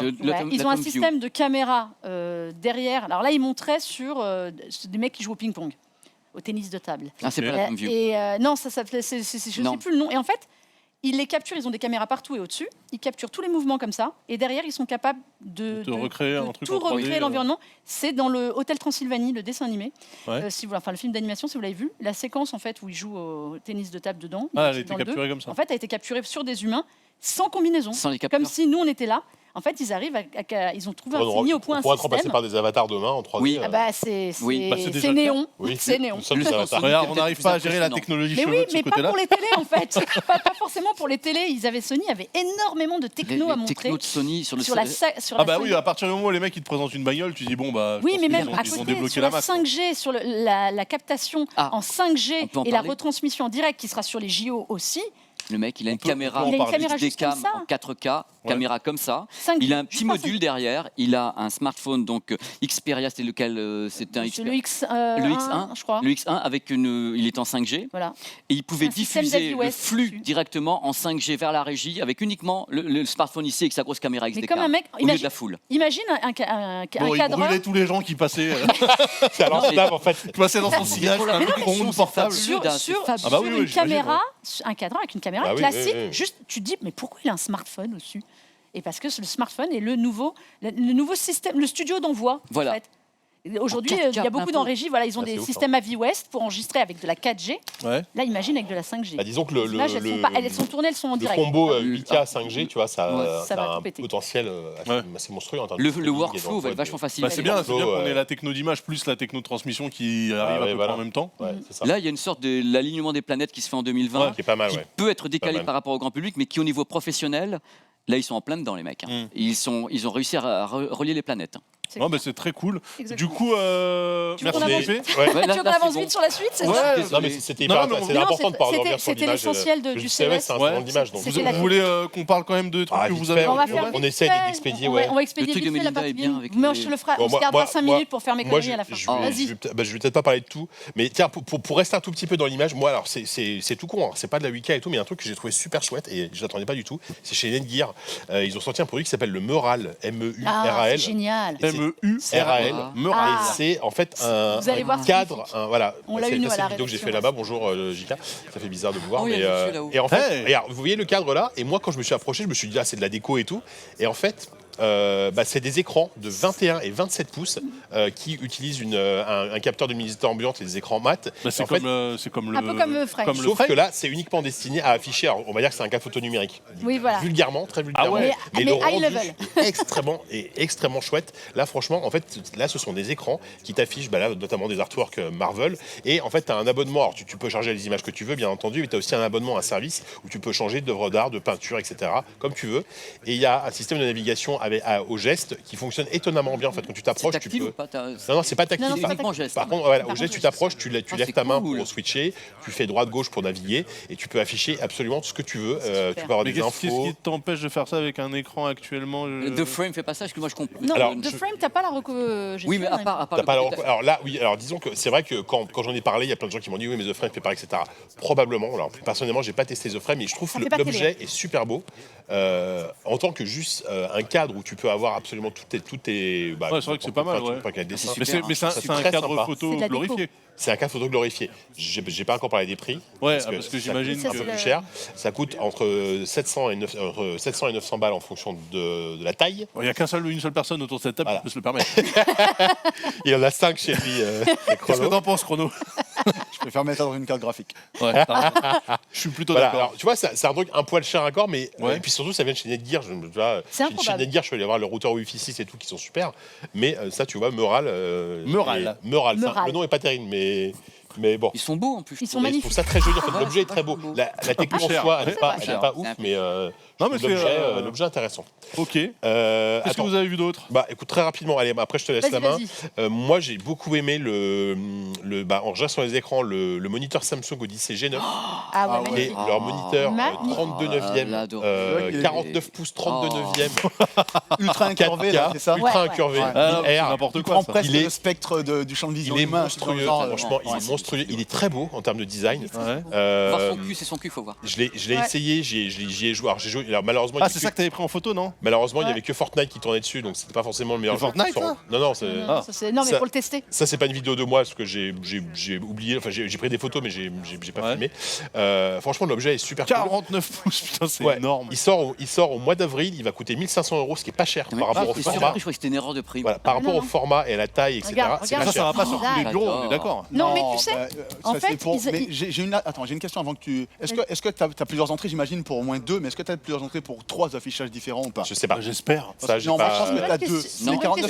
Les 49 pouces de Samsung, c'est 2 en général. C'est 2 mon lapin. Je pense que c'est 2. Moi, ça me fait chier, ça. Regardez l'arrière. Parce qu'en fait, tu sais, ils avaient sorti il y a 2 ans un écran qui faisait la moitié de ça, ils avaient déjà sorti, qui était déjà dans l'esprit incurvé. C'est moins incurvé. Et en fait, c'est 2 écrans de cette époque-là qu'ils ont mis. 2,27 pouces. En gros, c'est l'équivalent de 2,27. Lui, là. C'est 2,27. Et bien celui-là, en fait, ils le disent, c'est le 27 pouces qu'ils ont sorti, qui était magnifique il y a 2 ans, 3 ans, et qu'ils ont ces 2 collés, en fait. Donc je pense qu'en effet, il y a. Ça veut dire que quoi? Ça veut dire que dans 1 an et demi, on aura une demi-sphère complète. Mais ils ont fait un poisson d'avril comme ça chez, je sais pas, Asus, MSI, je sais plus lequel. Mais bref, ce que je veux dire par là, c'est que personnellement, ça, ce serait potentiellement mon futur écran s'il y avait eu 3 entrées.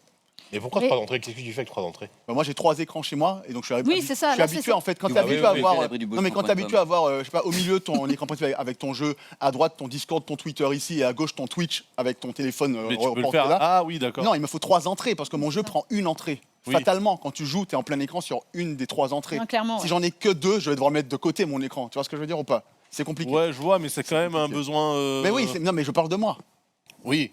Ah bah oui, je parle pas pour toi. Oui, bien sûr. Ah non, mais moi j'aimerais bien avoir un truc comme ça. C'est juste que j'ai pas de meuble suffisamment grand pour tenir un écran de 49 pouces en fait. C'est vrai que c'est grand. Mon bureau, il fait cette taille-là. Non mais ça tient. de base, ça tient, mais tu fais plus rien dessus. Ça tient, mais bon, il y a personne qui passe à côté quoi. Ah non. Il est tellement beau. Mais 1 500 €, je trouve que c'est pas cher. Non, honnêtement, surprise. Les gens pensent et je leur ai dit, quand il sortira, vous nous l'envoyez dans le JDH. Exactement. On l'aura sans doute en plateau. On le mettra ici comme ça. Non, mais on pourra la ramener pour le montrer. Oui, c'est pas cher. Bravo la régie, c'est effectivement pas cher.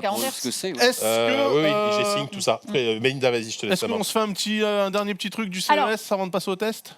Ah, tu veux? Alors, moi j'avais un truc pour vous parce que dans mes dizaines de kilomètres parcourus, j'ai quand même croisé quelques trucs un peu strange.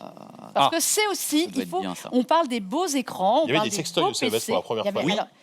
Alors pas pour la première fois, mais pour la première fois, elle a eu le droit de revenir et de récupérer. C'est la French Tech, il y en avait déjà eu. Oui, il y en avait déjà eu. Mais voilà, donc il y a un côté quand même au CES, on a des très beaux écrans, des très beaux PC. Il y a quand même un petit côté concours l'épine. Ah bah oui. Pas se mentir. Donc j'ai croisé 2-3 trucs sympathiques. Je vais vous demander si vous êtes capable de deviner à quoi ça sert. Allez. Alors vas-y, c'est parti. Alors c'est parti la réponse. Allez. Voilà, ça par exemple. Une casquette qui chauffe la tête. Repousser les cheveux. Exactement. C'est un cadeau potentiel pour Pépé. Mais c'est vrai ou pas? Non, mais oui, c'est ça. Exactement. Ça s'appelle Air Max. C'est une casquette. Non. Avec un disque dur externe. T'as vu ou pas? Il y a une petite batterie. Les mecs, on n'a rien à foutre. Les mecs, en fait, ont inventé un système laser. Mais si c'est vrai, je t'assure. Capilus. En fait, il y a des lasers, il y a des diodes dedans. Il y a 270 diodes dedans. Ça s'appelle le laser 270 Powerflex. Et donc, c'est ça vous permet de regagner jusqu'à 129 cheveux, donc pas centimètres carrés à peu près. Mais c'est une connerie. Ben non, c'est un dispositif médical avéré, reconnu. En combien de temps? Voilà. Il faut qu'il passe 10 ans avec ça stimule ton follicule. Moi, je demande un test produit par Pépé. Ah bah oui, là, ne suis pas me cramer la tête. Je demande un test produit dans un an, ça va être Ryan Ness. Ce sont pas des LED. Tous les gars qui partent en Turquie se faire des implantations. Bah ouais, grave. Alors, je vous montrerai, il y avait une petite vidéo. Je vous enverrai, je mettrai sur Twitter une petite vidéo où on montre parce que il existe le même dispositif pour les femmes. Ah, Mais t'as un truc avant-après avec des mecs qui ont vraiment les cheveux courts poussés. Voilà. Mais alors après, est-ce que c'est pas comme dans les pubs? Je ne sais pas. Bien sûr que c'est Et est-ce qu'ils ont fait une version master? Regarde la gueule, regarde la gueule. Non, mais lui, il avait les cheveux sur les côtés. Voilà. Et donc, t'as toutes ces LED qui, d'un seul coup, c'est une séance de 15 à 30 minutes. Ils ont pas Ils disent que c'est du laser, c'est pas des LED. C'est du laser. Le mec a des mecs qui ont déjà des cheveux en plus. Attends, mais c'est quoi cette pub? Le mec avait des cheveux? Oui, parce que le mec, tu vois, il se dégarnit par endroits. Non, Regarde. tu rigoles. Regarde, c'est pas magnifique? Après, c'est peut-être pour ralentir quand tu commences à avoir un c'est pour stimuler le follicule. Voilà, c'est ça. Voilà. Donc, c'est pas. Ah bah non, là on voit bien que ils en poussent d'autres. Ouais, ils annoncent 129. J'espérais que c'était qu'on va te dire, Regarde, Love Your Hair Again. Regarde, c'est pas beau. N'importe quoi. Bon. On dirait du téléachat de TF1 le matin. C'est de la merde. Attention à ce que tu dis, Mais je j'aime vais avoir beaucoup des cette rubrique. problèmes. Vas-y, continue. Allez, nextez-moi ça. Allez, nous faire pour rêver, finir de vous Le mec avait achever, une touffa, déjà. $2,000, 1800 euros. Ça Allez, c'est cadeau, les mecs. Ça te crame les Non mais neurones avec. demande Mélinda, remboursé. Il faut Bon, le test. un autre? Vas-y, Ouais, vas-y. Allez, Vas-y. balancez la suite. Pigeon. C'est quoi? Merci. Alors, Faites-vous plaisir à la régie, vous êtes responsable de ce que vous voulez. Alors, cette chose-là, Ah, est-ce que c'est vous une boucle de savez... ceinture Ouais, bah oui. connectée. Alors, exactement, est-ce que vous savez exactement Facile. ce que une ceinture connectée, Ça te c'est dit bien quand t'as pris du poids. Alors, exactement. Oh, C'est pas vrai. Notamment... C'est bon, toi. Ah, tu savais? Mais avant Sachant de qu'une péter, ceinture normale, ça te le dit Mais aussi. non, alors- Alors, L'aérophagie. ça ne sert pas qu'à ça. Oui, en plus. Ah, la régie est d'accord. La régie est J'entends les d'accord. sons. Ça ouais. ne sert pas qu'à ça. Donc, ça Ok. sert en effet à mesurer basiquement votre Le tour tour de de taille, taille, ouais. messieurs, parce que là, pour le coup, c'est pour vous. C'est pour moi. Ça sert aussi à suivre votre alimentation. Si vous n'êtes pas trop souvent assis et donc voilà, vous devriez vous lever. Attends, comment il Faire fait ça, lui attention à votre parce que c'est lié à une ceinture. Il y a un derrière. accéléromètre. L'accéléromètre, Il y a des capteurs dans tous les sens dedans. Non, mais comment il surveille mon alimentation, lui? Mais toi, il sait à quel moment tu manges, il s'en aperçoit un petit peu à peu près. comment Il sait pas ce que tu manges. Non, à mon avis, t'as une Il application. sait pas. non Mais t'as une Il y a application qui une va avec. caméra infrarouge qui voit ce que tu t'ingères. Alors, ça Rayon sert X. aussi à vous dire si vous avez une bonne posture ou pas, une bonne démarche ou pas. Alors là, vous me dites c'est un Bonne un démarche. peu Ah, con. ça doit être stylé. Ça fait vos pas et tout. Voilà. En fait, le but Est-ce premier que de tu cette peux chose, programmer ta démarche? on rigole, Cowboy. c'est aussi pour prévenir les chutes. Ah. C'est pour vous dire que c'est pas votre mal. démarche, il y a un Pour les problème. personnes âgées, que ouais. Vous avez, pour des raisons diverses, parce que vous n'êtes pas bien et que vous commencez à vaciller. Voilà, ça va vous dire ça. Et si t'es au sol, ça envoie une alerte ou un truc comme Exactement. ça? Eh ben, Ça, super. Voilà, voilà. parce que là, Ça, c'est- c'est un dispositif aussi. Génial. On a rigolé, ça C'est pour les s'appelle vieux. Smart Belt Pro. C'est Velt Pro. entreprise. Oui, parce qu'il y a une version normale. Il y a une version Ah bon chômeur. Il y a une version chômeur. Il y a une Quand tu version. tombes, ils préviennent. La version pro te dit quand tu Ouais, es vous êtes tombé. tombé, mais démerdez-vous. Alors, Mais quand t'es, ça par contre, quand coûte. t'es trop pauvre, on peut pas te dire quand Alors, tu tombes. Non, attendez, parce ils que préviennent pas. Attends, on te prévient pas. T'es pauvre, t'es Tu t'es te tombé, t'es préviennent tombé. pas. Ils préviennent personne. Quand t'es pauvre, t'es déjà par terre. Ça ressemble à une expérience Qu'est-ce sociale que où ça tu mets un fait clodo et un gabier dans la rue, 395 on s'arrête pas. Pour $. Bah, bien sûr. 355 Cher. euros. C'est juste la boucle. Alors la non, boucle, hein. pas juste la boucle, parce que je suis allée voir, je fais, c'est peut-être un petit peu cher. Elle me fait, ah mais attendez, c'est du cuir italien. Ah, d'accord. Ah bah Et là, voilà. alors là, Bon, ça va. Alors voilà. attention, c'est Qu'est-ce du que cuir tu- italien C'est bon. ou c'est du Non. cuir d'italien? Ouais. Parce que, effectivement, si c'est un pot d'italien, je prends. Si c'est juste une vache italienne, je m'en tape.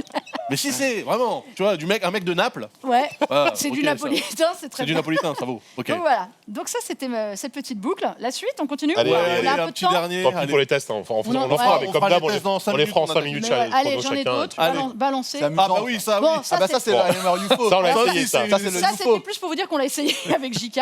Alors, C'est vraiment C'est pas bien. terrible. ah, c'est génial. Alors, On est pas d'accord. Incroyable. si on est... C'est génial. J'adore. À Moi, la fin, j'adore. à la fin. Moi, Ah, grave. j'adore. C'était C'est synchro. la meilleure séquence Ouais. de la semaine. J'adore, mec. Meilleure. J'adore. Donc C'est alors, bien, c'est parce bien, que c'est quand pas j'ai terrible. quand j'ai vu Bon, l'annonce, vas-y. je me suis dit, ça va être quand même un peu, qu'est-ce que c'est que ce truc qu'on nous Oui, fait c'est de vrai. vendre Bah, un c'est une PC, Switch machin. Pro, quoi. C'est une Switch. Alors, elle est énorme.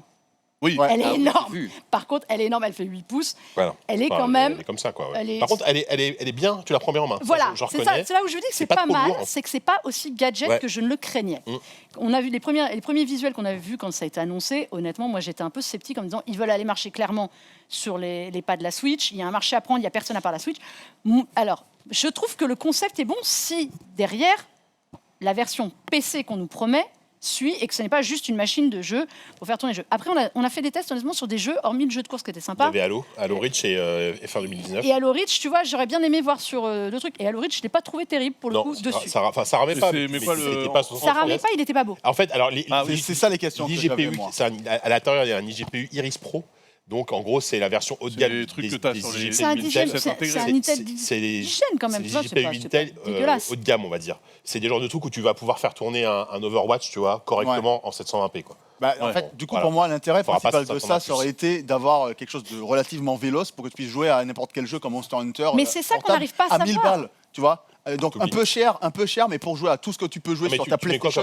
Tu aurais pu mettre une miniaturisée, une puce Nvidia, mais. En fait, la question, c'est ça. Moi, la question que j'ai, c'est qu'est-ce qu'on va avoir. Non, mais c'est une Switch. Non, mais c'est ça. C'est qu'est-ce qu'on va avoir derrière comme puissance. La promesse, sur le papier, moi, elle me plaît. Oui. La promesse de pouvoir jouer, transporter un PC, parce que la Switch, c'est une Switch qui sert à jouer, c'est son taf.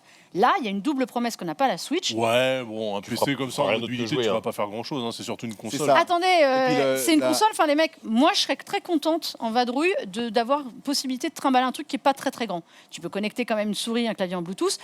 Après, j'y vois des usages pro. Bah regarde, qui sont c'est pas très, très grand ça. Oui. Ouais, mais c'est pas très puissant. Et je vais pas jouer avec. Et on peut pas jouer avec. Oui. En vrai, je pense pas que ce soit beaucoup plus puissant que ça, que ce qu'on voit. C'est ça que je voudrais savoir. C'est un peu plus moi, puissant. La promesse me plaît. Et surtout, c'est un Intel Core de 10e génération. Si, Intel Core 10e, pardon. Mais il n'y avait pas de. Mais carte graphique, on sait pas. On ne connaît pas la RAM, le GPU, j'en ai parlé. Et surtout, moi j'ai posé la question pour l'autonomie. Il m'a dit, vous pouvez jouer, au maximum 2 heures. Ah, il t'a répondu. Nous, il n'a pas voulu. Ah bah le mien, je sais pas qui j'ai eu, mais il m'a dit 2 heures. Il travaille plus là-bas. C'est ça. C'est pour ça que moi, j'ai trouvé ça bien, parce que je ne sais pas. Si vous baissez la définition. Je dis ouais, mais bah.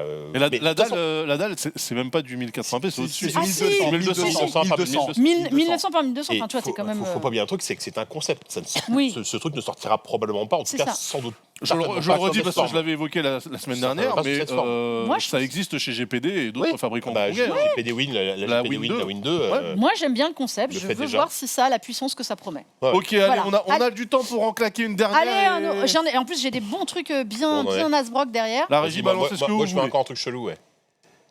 Alors, c'est quoi ça? Qu'est-ce que c'est que ça? C'est un vidéoproche ultra court. Il faut imaginer que le fond là que vous voyez qui est ouvert, c'est fait pour aller dans un truc qui est complètement fermé. Toilette? Un truc de toilette? Pour l'air? Là, vous voyez au fond, mais on voit le. Purifier l'air, un truc comme ça? Non. Qu'est-ce que c'est? Alors, vous allez voir que vous allez tous imaginer derrière un usage. Ça s'appelle Smart Cabinet Lock.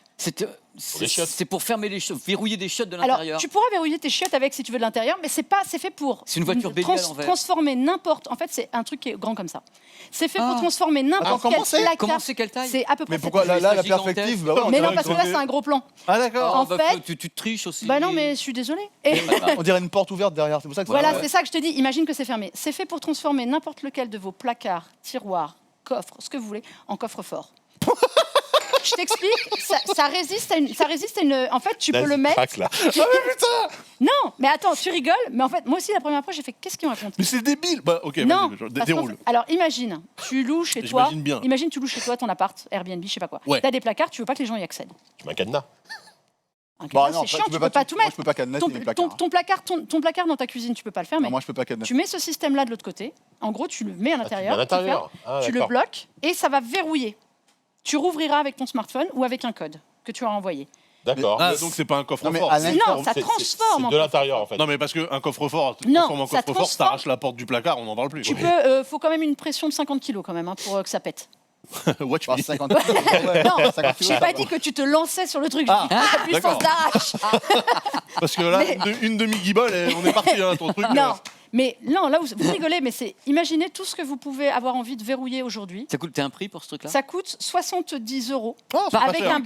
Avec un bridge potentiellement, si tu veux le connecter au Wi-Fi, machin, si t'as pas le comme système les Philips, à 120 et des brouettes. Ouais. Tu peux le mettre dans un scénario de maison connectée. Si jamais tu as décidé de mettre ça dans un placard chez toi, tu as décidé qu'il y a un placard de le fermer et t'as un gosse que ça amuse de s'enfermer dans le placard et là, le môme, il se retrouve verrouillé. La petite lumière que tu as vue sur le boîtier, c'est pour qu'il puisse appuyer et ouvrir de l'intérieur et sortir. Ah. Non, mais c'est réfléchi. Ah oui, c'est réfléchi. Tu vois, si tu as une caisse, je sais pas, t'as un jardin, tu as une caisse et tu veux pas forcément... elle n'a pas de système de verrouillage. Je pas comprendre comment tu bloques la porte, mais... Regarde, la plaque noire, elle est collée à la porte. En fait, ça s'ouvre par là. D'accord, ça s'ouvre sur le... C'est parce que, voilà, c'est un aimant, en fait. C'est un crochet. C'est un crochet. Le truc blanc, tu le fixes à l'intérieur, donc de ton tiroir, de ton placard. Ah, et d'accord. tu refermes et ça verrouille. Ça fonctionne sur batterie.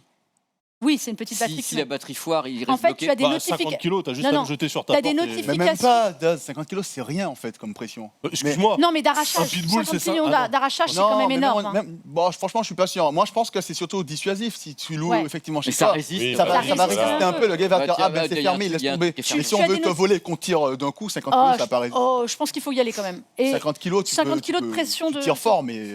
En fait, tu as des notifications sans arrêt c'est Yale qui fait ça. Yale, c'est une grosse boîte mondiale, c'est quasiment le numéro 1 ou 2 de toutes les serrures. Toutes les serrures ils appartiennent au même groupe que Vachette, Point Fiché, que nous on connaît.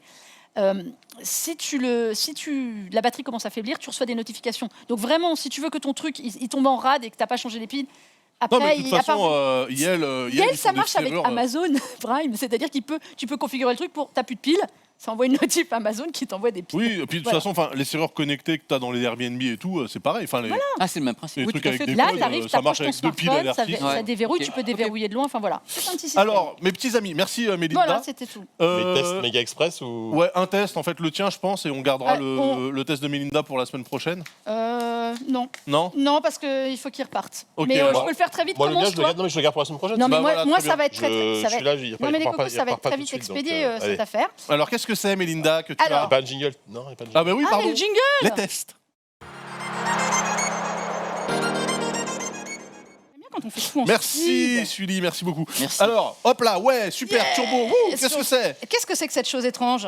On le voit, on a le plan spécial. Est-ce que c'est moi? Je crois que c'est moi. Ça ressemble à du Surface. Le plan zoom. Ceci, pour une fois, vous pourriez noter. Non, c'est pas là. Regarde, je reviens Je là. sais pas où c'est. On avait fait Pour une un fois, plan vous pourriez, zoom, non On vous peut pourriez zoomer noter que je ne suis pas venue avec un iPad Non, c'est sûr. Mais... ou avec un MacBook. Ah, Voilà. Regardez. Hop. Qu'est-ce que c'est? Waouh, un Oh. clavier. On voit bien le logo. Là, vas-y, regarde. C'est une Surface. Je suis venue avec une Surface, vous pourriez noter pour une fois quand même. Oui, c'est vrai. Hein C'est vrai. Voilà, ceci est la Surface Pro Pro 7 7. qui a été présentée Il n'y a pas longtemps, là, oui. Nous en avions parlé à New York, qui est avec plein d'autres choses, c'est la Surface Pro X notamment, et la Et P3. ouais. Comme vous voyez, elle n'a pas beaucoup changé par rapport à ses prédécesseurs. Pourquoi changer une équipe qui fait match nul? Je vous pose la question. Voilà, tu vois, j'allais te dire ça exactement. Pourquoi changer une recette qui gagne? C'est quand même le renouveau du hardware chez Microsoft depuis 2012, c'est la Surface. Et bien celle-là, elle ne déroge pas à la règle. Vous voyez, c'est le même design. Le design a très légèrement changé. Ça change vraiment à la. Depuis la 3, ça évolue très peu. C'est la même. Honnêtement, c'est la même. Tiens, On peut touiller? Vas-y, fais-toi plaisir. Comme ça que moi, je peux en parler tranquillou pendant que tu la montres à tout le monde. C'est toujours une dalle IPS 12,3 pouces. Elle a toujours son pied au dos, comme tu vois.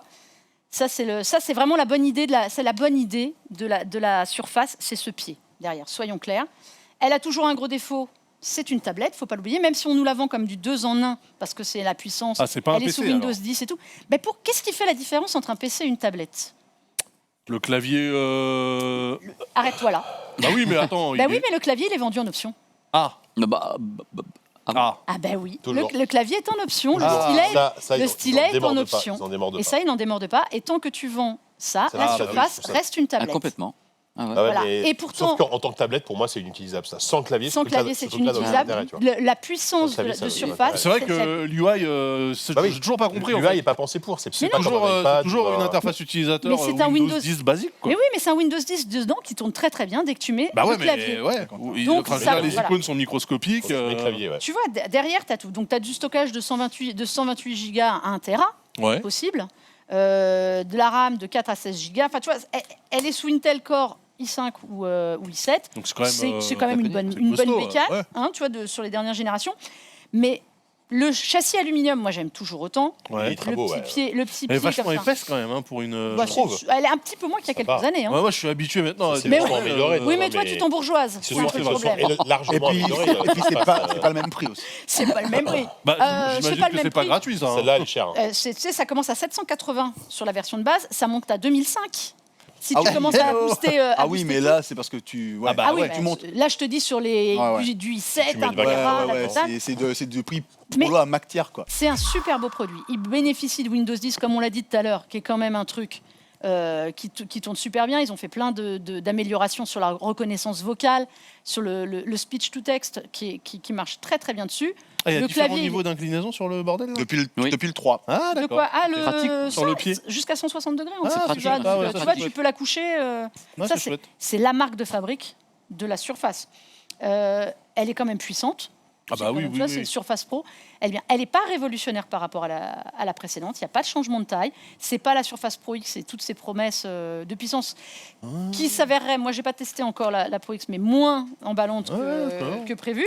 Mais voilà.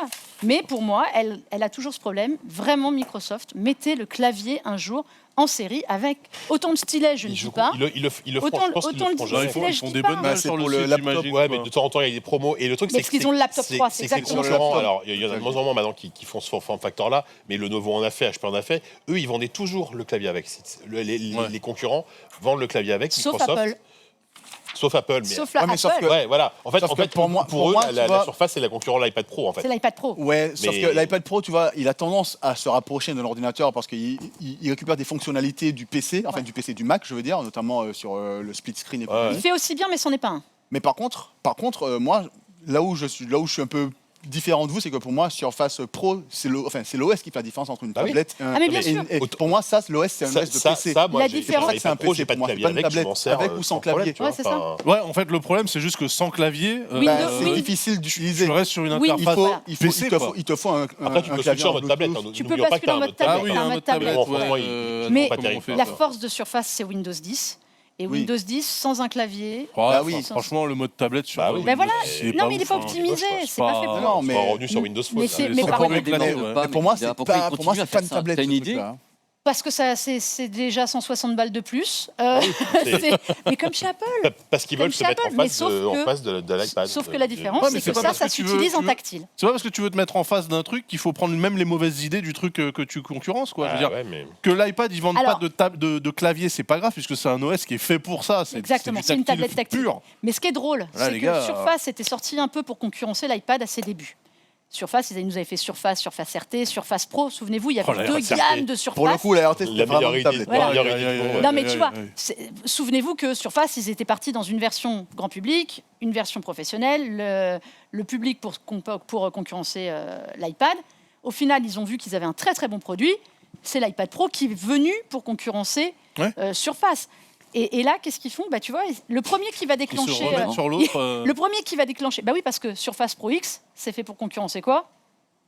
L'iPad aussi, parce que c'est un parce qu'au niveau KRM, puissance, c'est très léger. C'est drôle, les deux. Sauf que je crois que le Pro X. Apparemment, moi, les avis sont mitigés. C'est le fameux SOC ARM pour Windows et qui sont ça marche pas. Qui n'est pas optimisé parce qu'il y a un problème sur les logiciels en fait. Ouais, c'est ça. Mais voilà, bon, tout ça pour vous dire que je trouve que c'est un produit très très bien. Moi, j'aime beaucoup Surface Pro, même si mon iPad, voilà, je suis comme ça.